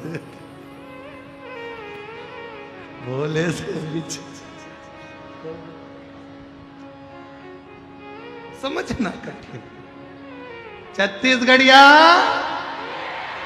सबले बढ़िया, जय जोहार। अब मन पार्वती जी का लग नहीं रहा, ये मन बड़ा विचलित है, लगता बड़ा मुश्किल से, बहुत मुश्किल से मन लगता। इसको लगाने का प्रयास करो तो भी नहीं लगता।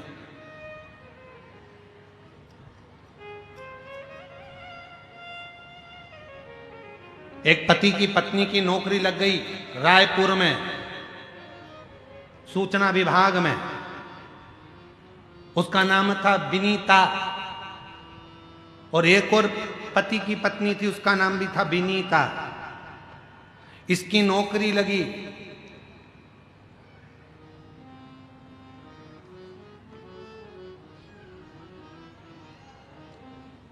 और ये अपने पति से कहकर चली, मैं पहुंचते से फोन कर दूंगी, तुम चिंता मत करो, तुम्हें जल्दी बुला लूंगी रायपुर, हो। पति से कहा, और इस पति की पत्नी विनीता निपट गई। वो उसका अंतिम संस्कार करके आ रहा था। पत्नी रायपुर वाली ने अपने पति को फोन लगाया था, वो फोन गलत जगह चले गया, जो अपनी विनीता का अंतिम संस्कार करके आ रहा था उसको लग गया। वो भी विनीता, वो भी विनीता। इतने में वो रायपुर वाली विनीता ने अपने पति से कहा, इस पति को तो नहीं लगा, पर उस पति को लग गया जो विनीता का अंतिम संस्कार करके आ रहा था। उससे बोलती है, मैं आराम से पहुंच गई हूं, 8 दिन में तुम्हें भी बुला लूंगी। पति को अटैक आ गया, लोगों ने फेफड़े दबाए, खूब प्रेशर दिया, उसे पानी का छींटा देके उठाया। हुआ क्या, ऊपर पहुंच गई और फोन करके बोल रही है, 8 दिन में मुझे भी बुला लेंगे। इतने में सारे गांव के लोगों ने समझाया, पागल मत हो जा, ऊपर कोई फोन लेके गई है और कोई विनीता का आ गया फोन तेरे मोबाइल, टेंशन में पड़ गया। ये मन बढ़ा चला चाहिए, ये बड़ा विचलित हो रहा है, इसको समझा। बहुत दिन हो गए शिव से बिछड़े, बहुत दिन हो गए भोले से। मिलना कठिन है, समझे।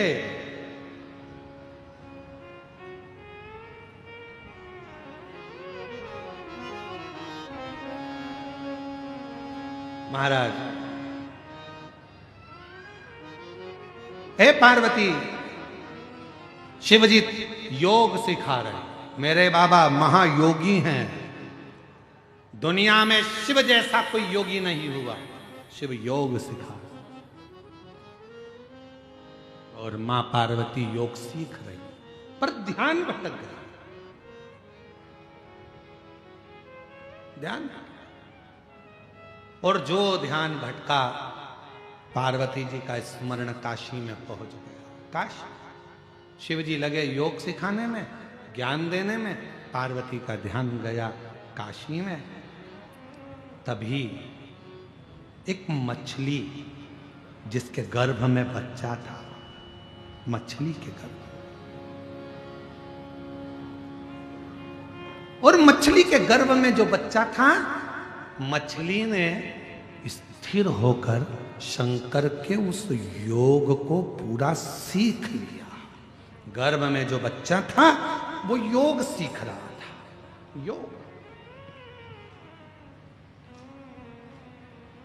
योग का ज्ञान हो गया। मछली स्थिर रहकर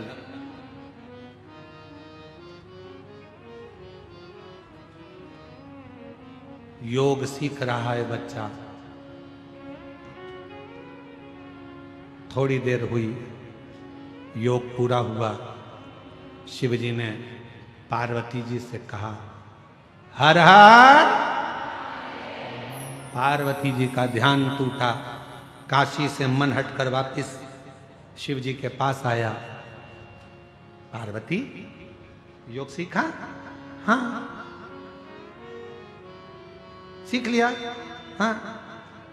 7 प्रश्न है पार्वती, उत्तर देना प्रारंभ करो। मेरे को समझ में आना चाहिए कि तुमने कितना सीखा। पार्वती जी घबरा गई, मन तो हमारा काशी चले गया, ध्यान था नहीं, मन नहीं था हमारा, काशी चले गया। शिव जी ने पहला प्रश्न किया, पार्वती जी उत्तर नहीं दे पाई तो मछली के पेट में जो बच्चा था उसने उस प्रश्न का उत्तर दिया। दूसरा प्रश्न किया शिव जी ने, मछली के अंदर जो पेट में बच्चा था उसने उत्तर दिया। तीसरा प्रश्न किया, मछली के पेट में से आवाज आई, तीसरे प्रश्न का उत्तर दिया। जब 7 प्रश्नों में 7वें नंबर का प्रश्न था, शंकर भगवान ने कहा, पार्वती बोलो।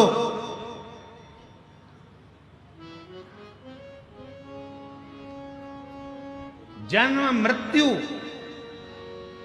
व्याधि बीमारी रोग आदि से मुक्त करने का सबसे सुंदर तरीका कौन सा है?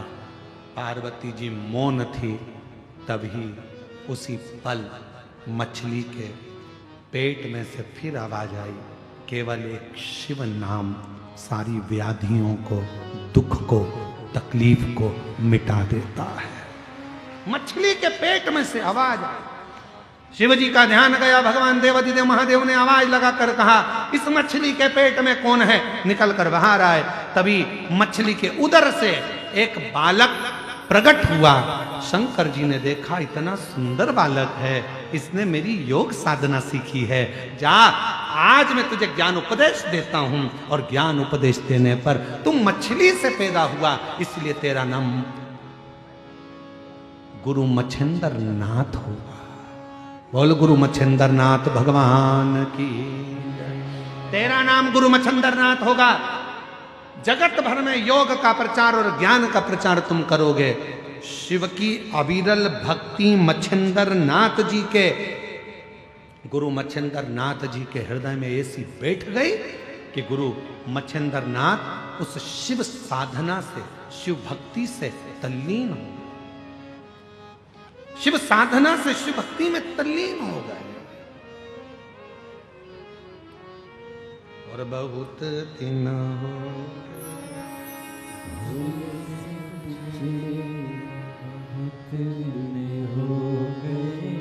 बोलो बोलो बोलो। भोले से बिछड़े महादेव से बिछड़े, भोले से बिछड़े महादेव से बिछड़े, बहुत दिन हो गए। भोले से बिछड़े बहुत दिन हो गए। भोले से बिछड़े। उपदेश शिव दे, शिव दे रहे हैं उपदेश।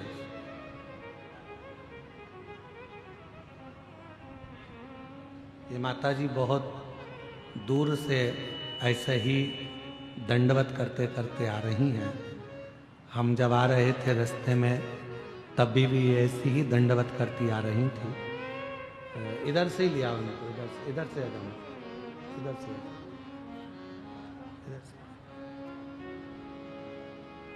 कोई कामना थी, भोले बाबा ने पूरी कर दी। तो बोला था कि जहाँ कथा होगी दंडवत करती करती जाएगी। आज बाबा की कथा में यहाँ योग लगा और उनका आगमन हुआ। शिव कृपा है, शंकर उदार है, शंकर की कृपा।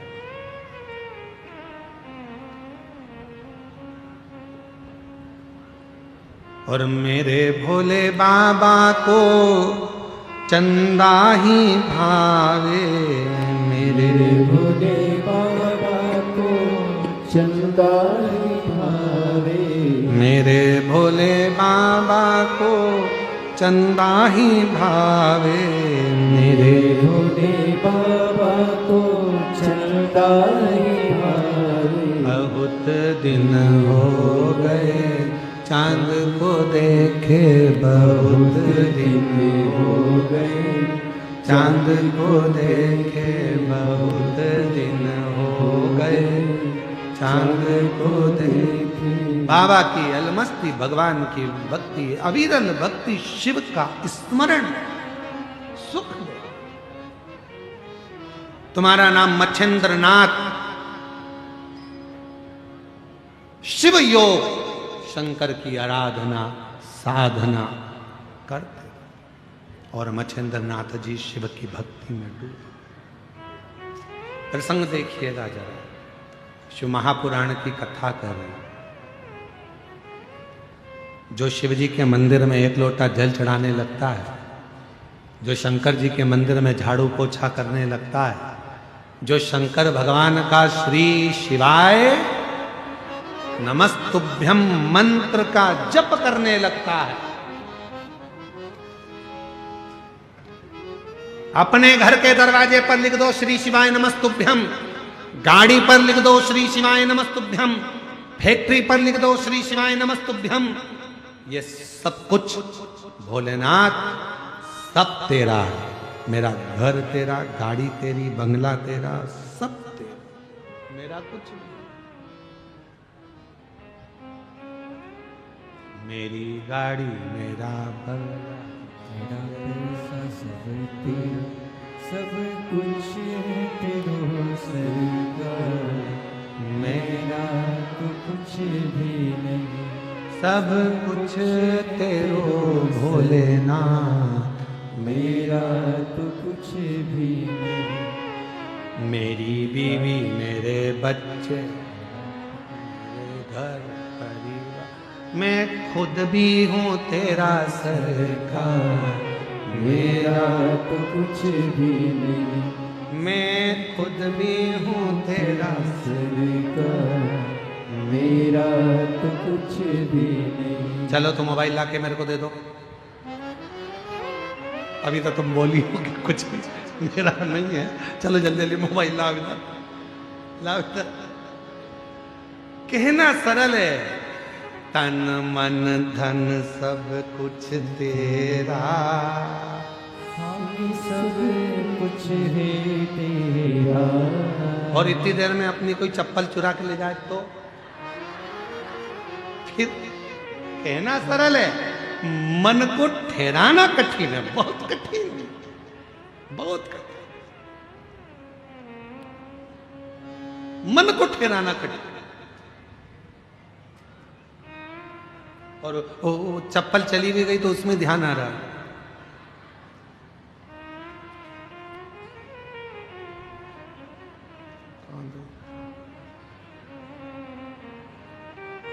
अब लोग तो आरती गा रहे हैं, मात पिता शरण गऊ में किसकी, स्वामी शरण गऊ में किसकी। कहाँ था? लोग आरती गाने में लगे और तुम्हारा ध्यान वहां लगा हुआ है, मन लगी नहीं रहा, चित्त लगी नहीं रहा।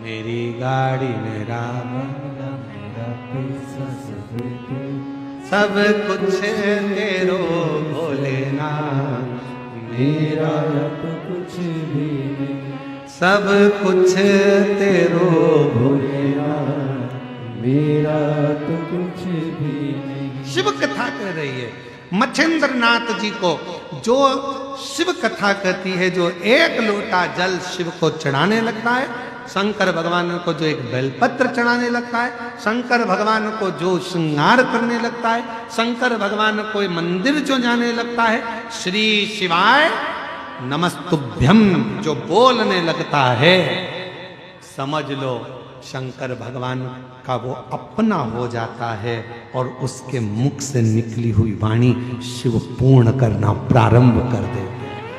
शिव पूर्ण करना प्रारंभ कर वो सिद्ध सिद्ध।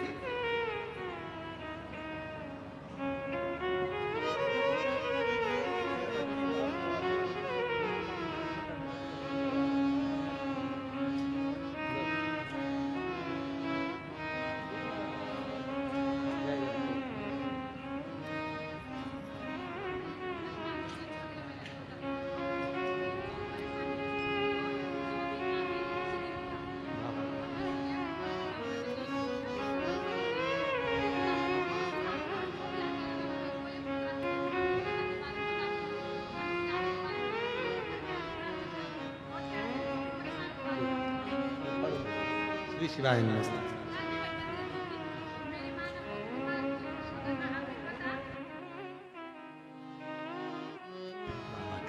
शंभो बहुत दिन हो गए भूल से बिछड़े, बहुत दिन हो गए भोले से बिछड़े। शिव कथा कर रही है, भगवान शंकर का पवित्र चरित्र कर रहा है, शिव महापुराण की कथा कर। मच्छेंद्रनाथ, तुमने योग सीखा, साधना करी, ज्ञान लिया, मेरी आराधना और मेरी साधना करी और मेरे ही विश्वास पर तुम पूर्ण सिद्ध हुए। आज मैं वचन देता हूं मच्छेंद्रनाथ, तुम जब मुझे याद करोगे तुम्हारी वाणी से और तुम्हारे क्रम से वहीं पर तुम्हें वर प्रदान करूंगा। मेरा ही अंश ज्ञान के रूप में तुम में गया है, इसलिए मच्छेंद्रनाथ तुम कोई अलग नहीं, शिव का ही एक स्वरूप हो गए और लोग तुम्हें गुरु मच्छेंद्रनाथ के नाम से पूछेंगे। गुरु मच्छेंद्र,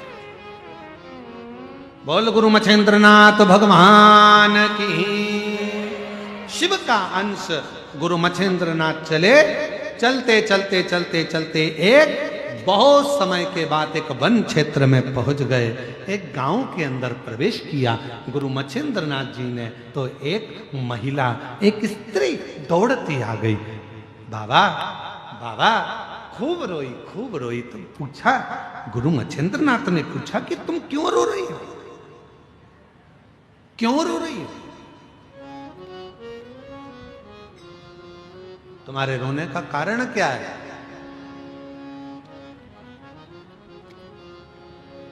क्यों रो रही हो तुम?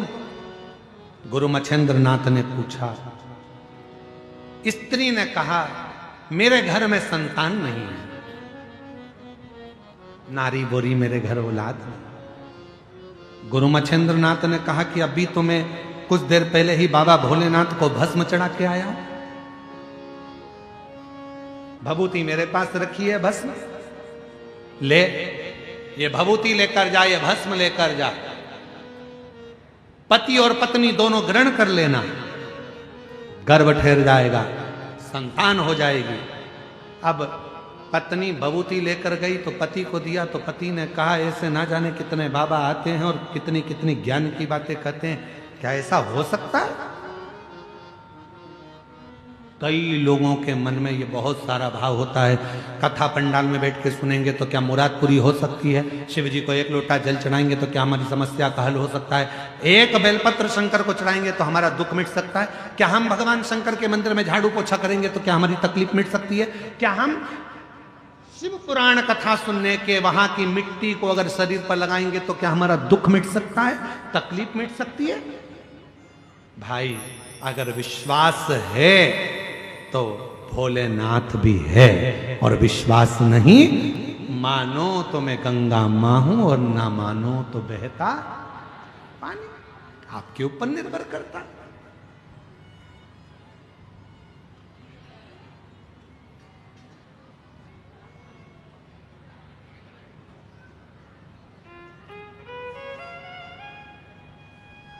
निर्भर आपके ऊपर करता है। मानो तो मैं मां दंतेश्वरी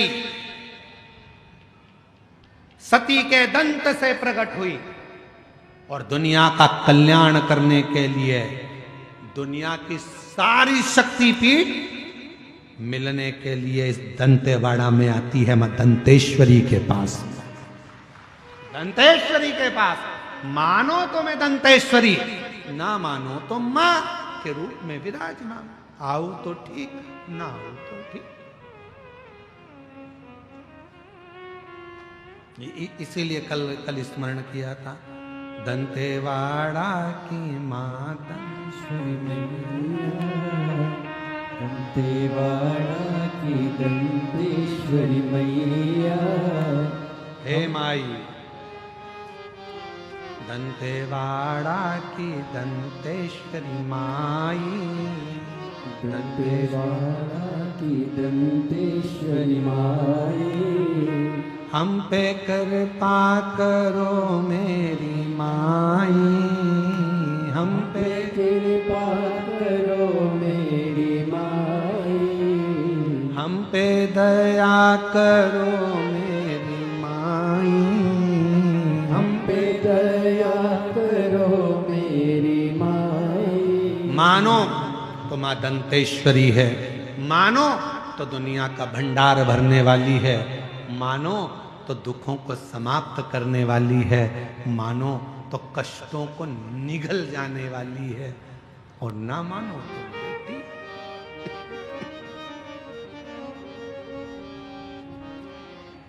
मानो तो निबर।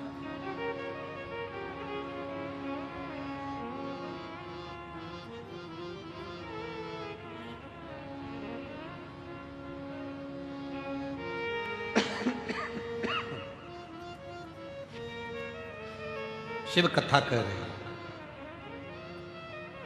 भगवान देवादिदेव महादेव का चरित्र कर, शिव महापुराण की कथा कर, भभूत दे दी, ले ये पति को दिया। स्वामी एक संत मिले थे, उन्होंने ये भस्म दिए है, भभूति दी है, कह रहे थे पति पत्नी दोनों खा लेना, बच्चा हो जाए।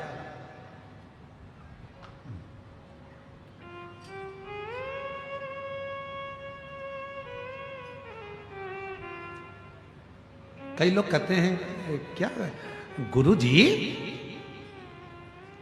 भगवान को मानना जरूरी है? क्यों नहीं?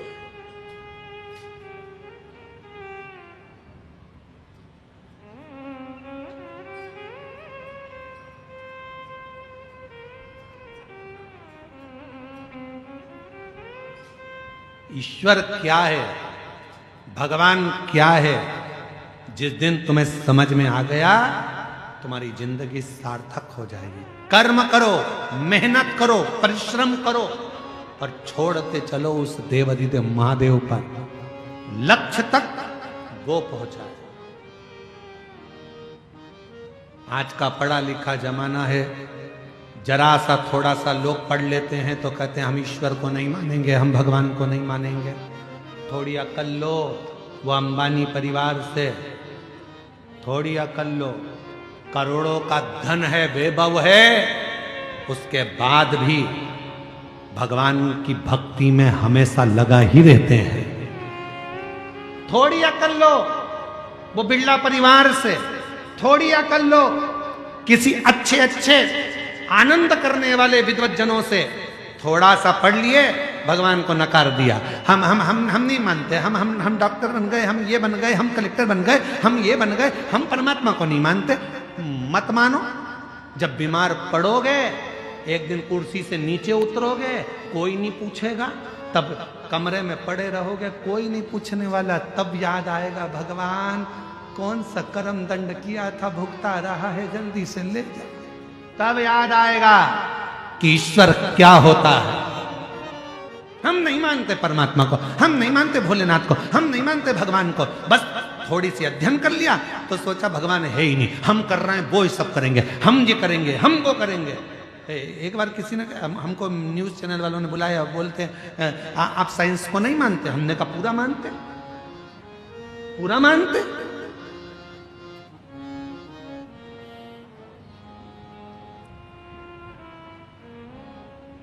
पर आप तो कहते हो कि एक लोटा जल सारी समस्या का हल। हमने कहा बिल्कुल हम ये कहते हैं, क्योंकि एक समय ऐसा आता है डॉक्टर इलाज करने जाता है, ऑपरेशन करने जाता है, और जब ऑपरेशन बिगड़ता है तब डॉक्टर भी आखिरी में कह देता है अब उसके हाथ में है। मतलब डॉक्टर को भी मालूम है कि एक डॉक्टर और बैठा है जो तुरंत निर्णय पलट देता है और कुछ ना कुछ अच्छा कर देता है, ये उसको भी मालूम है। फिर कहा आप साइंस को नहीं मानते? हम मानते। हम कहां नहीं मानते, पर हम साइंस को पूरा कब मानेंगे जब दुनिया में से लोग कहते हैं आज साइंस ने बच्चे पैदा करना चालू करे, आज साइंस ने ये करा, आज साइंस ने वो करा। तो हम जब मानेंगे जब दुनिया में से कोई मरना बंद कर देगा, तब जाने कि साइंस ने कोई बहुत बड़ा काम किया। अब पृथ्वी पे से कोई मर ही नहीं रिया, सब यही है, सब यही। हम मानेंगे, हम नहीं, हमेशा नहीं कहते कि नहीं मान, हम आज भी मानते हैं बहुत कुछ करा। आज साइंस ने बहुत उत्थान करा, बहुत कुछ हमारे मेडिकलों में, हमारी चिकित्सा में बहुत साथ दिया, सब कुछ मानेंगे। पर तुम अगर ईश्वर को नकार दोगे तो हम ये नहीं मानेंगे। ईश्वर को नकारा कि हम नहीं मानेंगे। ईश्वर ईश्वर है, एक दिन उस परमात्मा की शरणागति ग्रहण करना ही पड़ती है। इसलिए निवेदन है खूब पढ़ो, खूब उन्नति करो, खूब बढ़ो। मेरे बेटा बेटी खूब चार चांद लगाएं, पर अपने उस सनातन धर्म को ना भूलें, उस ईश्वर की शरणागति ना भूलें, भगवान देव अधिदेव महादेव की भक्ति ना। अपने सनातन को मत भूलो। दूसरे कहेंगे हमारे साथ चलो, कोई ईश्वर नहीं है, कोई भगवान नहीं है, देवताओं को मत पूछो क्यों पानी चढ़ा रहे हो, क्यों भगवान को मना रहे हो। दुनिया के लोग कहेंगे क्यों? क्योंकि वो चाहते हैं कि आप सनातन धर्म छोड़कर हमारे धर्म में आ जाओ। ईश्वर को पूछना बंद कर दो, भगवान को पूछना बंद कर दो, कथा सत्संग भागवत रामायण गीता बंद कर दो, ये वो चाहते हैं। पर याद रखना अंतिम गति इसी में है, इसी में। झूठी पत्तल खाने दूसरे धर्म में मत जाना, भले अपने धर्म की सूखी रोटी खा लेना, पर दूसरे धर्म में प्रवेश मत करो। सूखी रोटी खा लो, नहीं जा रहो। दिया भभूति मच्छेंद्रनाथ जी ने थोड़ी सी भस्म दे दी, ले पति और पत्नी दोनों खा लेना। पति गुस्से में आ गया, भस्म खाने से भभूति खाने से क्या बच्चा हो जाएगा, संतान हो जाएगी। भभूति ली पत्नी के हाथ से और खुद ने भी नहीं खाई, पत्नी को भी नहीं खाने दी। और गाय के गोबर में, गाय के ग्वाड़े में, जहां गाय बनती थी उस गौशाला में, उस भभूति को, उस भस्म को फेंक डाल, चले गए। समय बीत गया।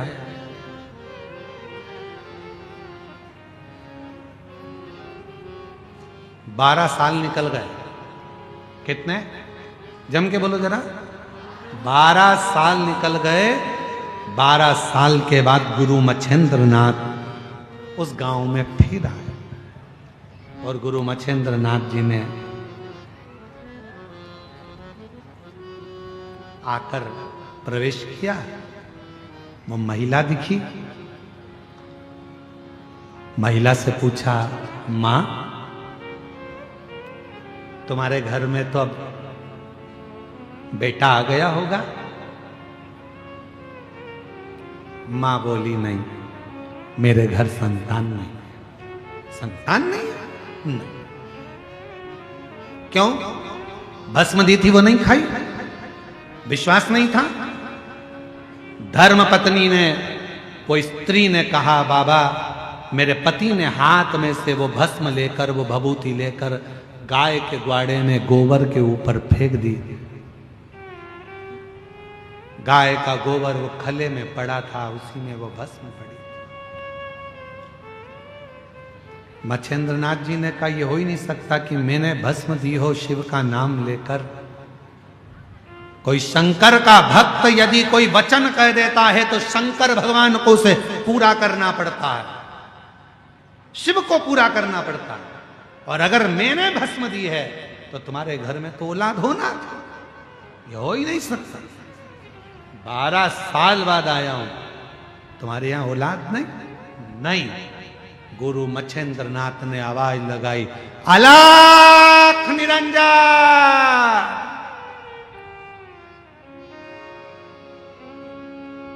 गुरु मच्छेंद्र नाथ फिर बोले, अलख निरंजन। फिर आवाज लगाई, अलख निरंजन।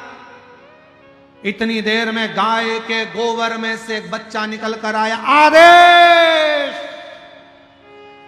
आदेश आदेश। दौड़कर आया, 12 साल का लड़का था, खड़ा हो गया, मच्छेंद्र नाथ जी के चरणों में प्रणाम किया। पूछ रहा है, मैं कौन?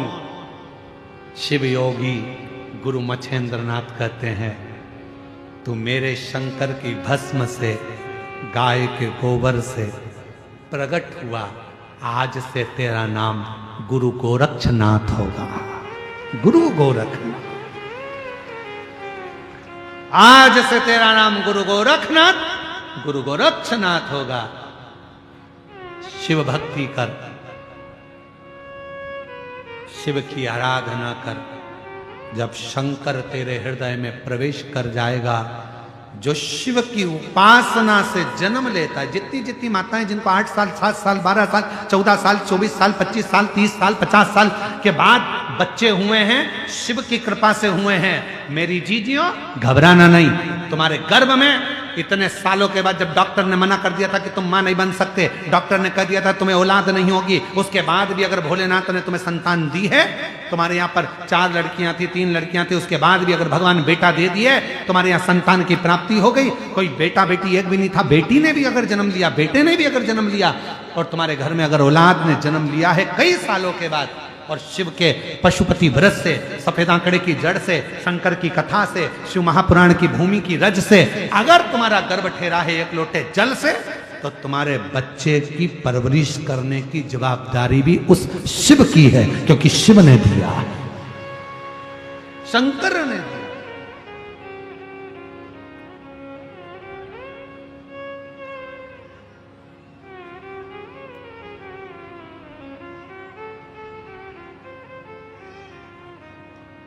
वो शिव की कृपा से मिला, शंकर के। गुरु गोरक्षनाथ प्रकट हो गए। गुरु मत कहा मच्छेंद्र नाथ जी ने, शिव की आराधना। गुरु गोरखनाथ जी ने पूछा कि शिव क्या करते हैं?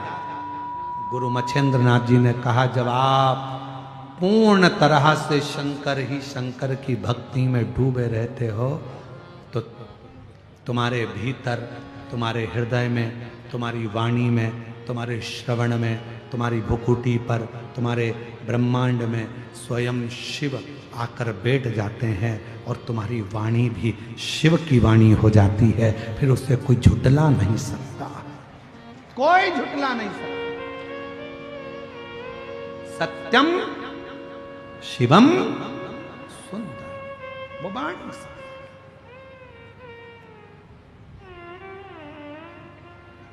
उसको प्राप्त किया जा सकता, प्राप्त। महाराज, वक्त और व्यक्ति, इन दोनों को कभी हल्के में मत लेना। हम हमारे पूरे कुबरेश्वर धाम पर जितने भी बच्चे वहां कार्य करते हैं, जितने भी सेवक वहां लगे रहते हैं, चाहे हमारे आशीष जी हों, चाहे कोई संगीत वाले हों, चाहे हमारा साउंड वाले हों, चाहे कोई व्यक्ति, दुनिया का कोई भी व्यक्ति, हम सबको एक बात कहते हैं, वक्त और व्यक्ति को कभी हल्के में मत लो। कब कौन सा व्यक्ति का वक्त बदलेगा और कब तुम्हारा वक्त बदलेगा, और कौन से व्यक्ति से किस वक्त तुम्हें जरूरत पड़ जाए, उस व्यक्ति की कोई भरोसा नहीं, कोई। वक्त और व्यक्ति, इनको कभी हल्के में नहीं।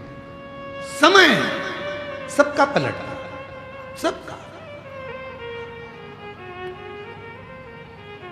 जहां इतना उपद्रव मचता था, गिदम जैसे क्षेत्र में लोग आने के लिए डरते थे, कोई इस क्षेत्र में आना पसंद नहीं करता था। नक्सल के कारण आज नक्सल पर कमांड हुआ। आज पूरा गिदम और दंतेवाड़ा क्षेत्र खुलकर जी रहा है। वक्त बदला, वक्त बदला, समय बदलता, सब कुछ बदलेगा।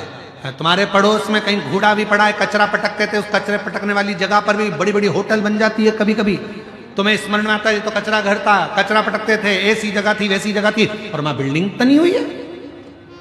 वक्त और व्यक्ति, किसी को हल्के में मत लो। छोटे से छोटा व्यक्ति भी है तो उसको प्रणाम करना चालू करो। कब वो अच्छी जगह पर बैठ जाएगा, कब वो बहुत ऊंचे सिंहासन पर बैठ जाएगा, किसी को नहीं मालूम है। कब वक्त पलट जाएगा, किसी को नहीं मालूम है। इसलिए याद रखो, वक्त और व्यक्ति को कभी हल्के में लेकर मत चलो। समझ कर चलना, जो वक्त आज है भगवान की कृपा से अच्छा है, इसी को हम खुश होकर जिए। कल का इंतजार ना करें। और दुनिया कल के इंतजार में बैठी। कल क्या महाराज,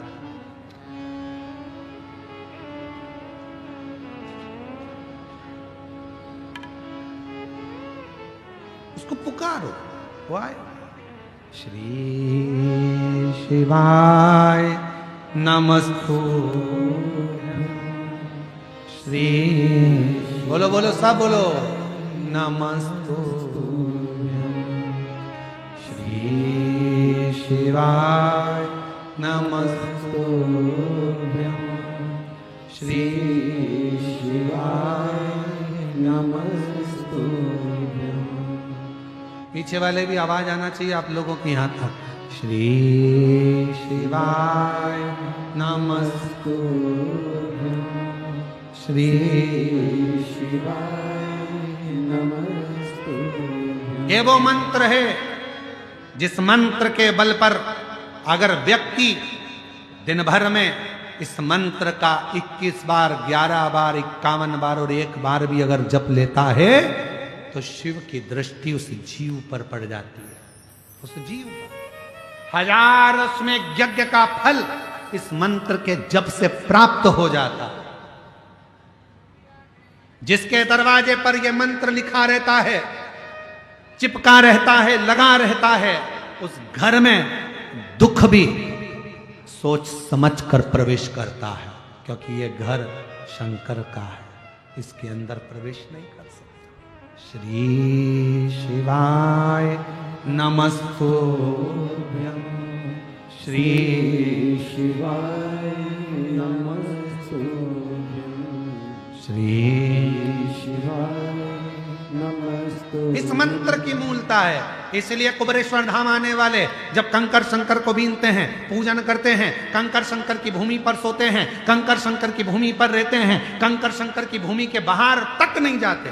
कई मेरी जीजियां, कई मेरे जीजा, कई मेरी बेटियां, कई मेरे बेटा, कई बुजुर्ग माता पिता ऐसे हैं जो किसी होटल में ठहरना पसंद नहीं करते।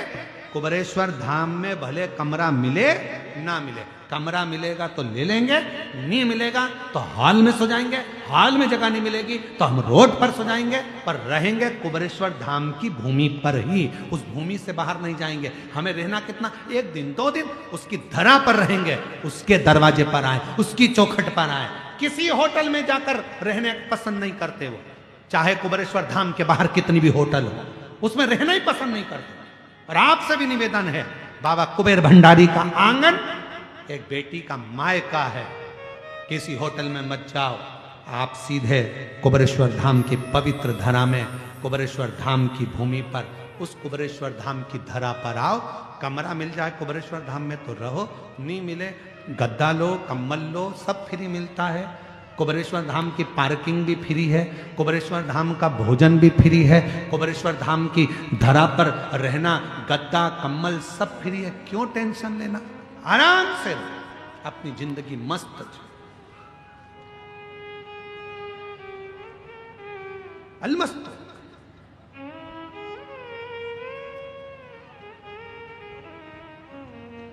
एक आनंद की अनुभूति उसके चरणों में। अलख निरंजन, बोलो बोलो जम के, अलख निरंजन। आदेश गुरु गोरखनाथ भगवान चिल्ला कर कहे आदेश। गुरु मच्छेंद्रनाथ जी ने बुलाकर कहा शिव को भजो, और शिव के सिवा कहीं दिल ना लगा, शिव के सिवा कहीं दिल ना लगा। वरना पड़ेगा तुझे आंसू बहाना, वरना पड़ेगा तुझे आंसू आंसू बहाना। भोले के सिवा कहीं दिल ना लगा। क्यों भटकते, किस लिए भटकते? इसलिए इंतजार करना। वक्त और व्यक्ति को हल्का मत समझो। वक्त जो चल रहा है इससे जोरदार कभी नहीं होगा। खूब खुश होकर जिंदगी जियो, जो तुम्हारे पास है उसमें संतुष्ट रहो। दूसरे का धन दौलत देखकर कभी अपना मन मत डोलाओ, दूसरे की सुंदरता देखकर मन ना डोलाओ, दूसरे का वैभव देखकर अपना मन ना डोलाओ, दूसरे की गाड़ी बंगला देखकर मन ना डोलाओ। भगवान से प्रार्थना करो जो तूने दिया बहुत अच्छा दिया, बस इतना याद रखना प्रभु सब देना पर साथ में शांति मन की देना और तृप्ति देना कि इस मन को तृप्त कर सके। ये मन की भूख तो बढ़ती चली जाती है। एक कमरे का मकान 2 और बन जाए तो अच्छा, 2 कमरे का हो गया तो अभी भी कह रही 3 कमरे और ऊपर बन जाए तो अच्छा, 3 कमरे मिल गए मालूम पड़े चौथा और बन जाए तो अच्छा। वस्तुओं में सुख ढूंढा उसमें दुख मिला। कौन सी चीज थी जिसमें सुख मिला तुमको? परमात्मा के नाम के अलावा किसी में सुख नहीं है। कपड़े धोने की मशीन नहीं थी तो मन में झगड़ा कर करके सुनो कपड़े धोने की मशीन ला दो, वॉशिंग मशीन ला दो, वॉशिंग मशीन ला दो। बेचारा पति गया 9,000 10,000 की वॉशिंग मशीन लाया। अब वॉशिंग मशीन में पाउडर डाल, पानी डाल, कपड़ा डाल, फाटक लगा, बटन दबा, 10 मिनट बाद टेंटे बोले तो फिर कपड़ा उसमें से निकाल, धोने वाले में सूखने वाले में डाल, फिर उधर से निकाल, फिर बाहर ले जाके डाल, आखिरी में वॉशिंग मशीन रख तो पूरी साफ करके रख, नहीं तो जाम हो जाएगी। तो इससे तो भाई अपने अपने कमरे से निकले और पछिट पछिट के धो दिए, वही अच्छा था। काय की वॉशिंग मशीन आई, प्राण खा गई आधे से ज्यादा अपने, लाइट खाए, पाना खाए, पाउडर खाए। फिर मन में आया भगवान कृपा कर दो, बेटे की शादी कर दो, बहू आ जाएगी, गरम गरम रोटी देगी, सुख देखा था। अब जब से आई है रोज गरबा कर रही है, रोज प्रतिदिन। काल के पंजे से माता बचाओ,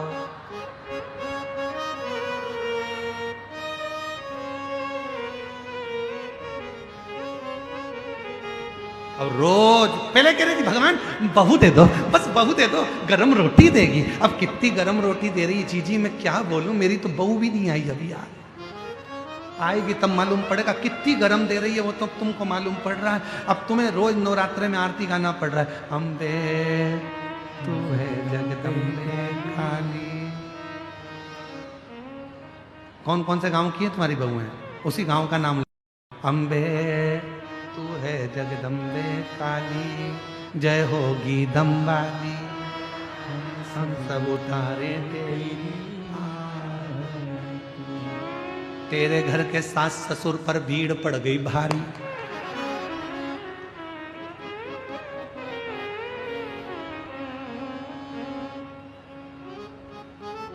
जब देखो जब मेरे छोरा पे दौड़ के भागे आदि,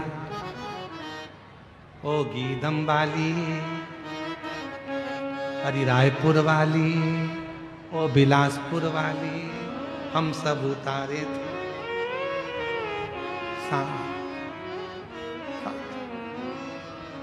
भारी पड़ रही। फिर सोचा बाबा अब बहू आ गई, भगवान ऐसी कृपा कर दो मेरी बहू के जापा हो जाए, छोरा छोरी हो जाए, मैं दादी बन जाऊं, दादी बन के सोने की, बोलो बोलो बोलो, सोने की सीढ़ी पे चढ़ जाऊं। घर की 2 सीढ़ी चढ़ नहीं पा रही, सोने की सीढ़ी चढ़ने जा रही। और घर के बहू बेटा ऐसे उस्ताद, इतनी बड़ी कोई सोने की सीढ़ी नहीं बनाई। कितनी बड़ी बनाई, इतनी सी, और वो भी अंगूठे में फंसा रहे अम्मा के, बांध दो, अम्मा के पाँव में बांधो सोने की सीढ़ी। और पूरे गांव में डोंडी पीट दी, रिश्तेदारों में, हमने हमारी माता जी को सोने की सीढ़ी चढ़ाई। माता जी स्टेज की सीढ़ी नहीं चढ़ पाई। कहा मतलब की चढ़ाई, मंदिर की ना चढ़ पा रही। इसलिए सुख मत देखो, वस्तु में सुख ढूंढोगे दुख मिलेगा। सोचा था अच्छी शादी में बहुत जोरदार कपड़े लूंगी, ऐसा महंगा महंगा चुन्नी बेस लिया, ऐसा बेस लिया, ऐसे ऐसे जेवर लिए, इतने भारी भारी, बड़ा सा ब्यूटी पार्लर बुक करा, उसने 4 घंटे तक निचोड़ दिया ले। और इसके बाद ना जाने ऐसा ऐसा ना जाने क्या क्या बांध बुंदा के, ऐसा तैयारी करके, और ऐसा पिन्हा पुनू के, ना जाने कजन के अंदर ऐसा भरा, और इतना लंबा श्रृंगार करके, और डेंटिंग पेंटिंग करके स्टेज पे खड़ा कर दिया। इधर से तो लहंगा चुभ रहा, इधर से जेवर, ऊपर से कान अलग पक गए, और ऊपर से पति कह रहा प्रणाम करो प्रणाम। अब वो पति से बोली जितनी बार झुकती हूं उतनी बार तकलीफ होती, तुम कर लो। अब खड़ी ऐसी कैसी, हिले न डूले। सबसे पहला काम उसने एक ही करा, जैसे स्टेज से उतरी, भैया ये लो, भैया ये लो।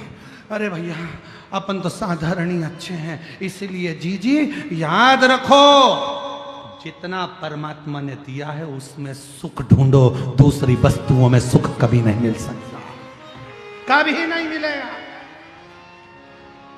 सुख ढूंढना बंद करो। आज की जो जिंदगी है, आज जैसा जीवन जी रहे हो उसमें सुख देखो। सर्वे भवन्तु सुखिनः। आज जैसी जिंदगी जियो, जितना भगवान ने दिया उसमें संतुष्ट रखो, जितना अच्छा शरीर दिया उसमें संतुष्ट रहो, अपने पास जितना है उतने में संतुष्ट रहो। गाड़ी नहीं है कोई बात नहीं, महल नहीं है कोई बात नहीं, पर दिल तो बड़ा है ना, कोई आए तो भूखा ना जाए, इससे बढ़कर कुछ नहीं चाहिए। स्माइल देकर जियो, खुश होकर जियो, ये जिंदगी का सुख है। रो रो कर जिंदगी मत जियो, अपने जीवन को आनंदित जीने का प्रयास करो, जो शिव ने सिखाया है, सत्यम शिवम सुंदरम की जिंदगी जियो। गुरु गोरखनाथ जी को ज्ञानोपदेश दिया, आगे वर्णन आया, माँ पार्वती जगत जननी, भगवान श्री गणेश जी महाराज प्रकट हुए हैं। जोरदार ताली बजाएं, भगवान श्री गणेश जी महाराज पधार रहे हैं आनंद के साथ। बोल गणेश जी महाराज की। गणपति बब्बा, गणपति बब्बा, गणपति बब्बा। एक लड्डू छोटा सा, गणपति बप्पा मोटा सा, एक लड्डू छोटा सा, गणपति बप्पा मोटा सा, एक लड्डू छोटा सा, गणपति बप्पा मोटा सा, एक लड्डू छोटा सा। गणपति बप्पा मोटा सा। हार हार। आरती प्रारंभ हो रही। आगामी कथा आप सभी को ज्ञात है, 17 से 21 तारीख तक जिला दुर्ग में नकपुरा पंचायत ग्राम में कथा होगी, 1 बजे से 4 बजे तक, 5 दिवसीय।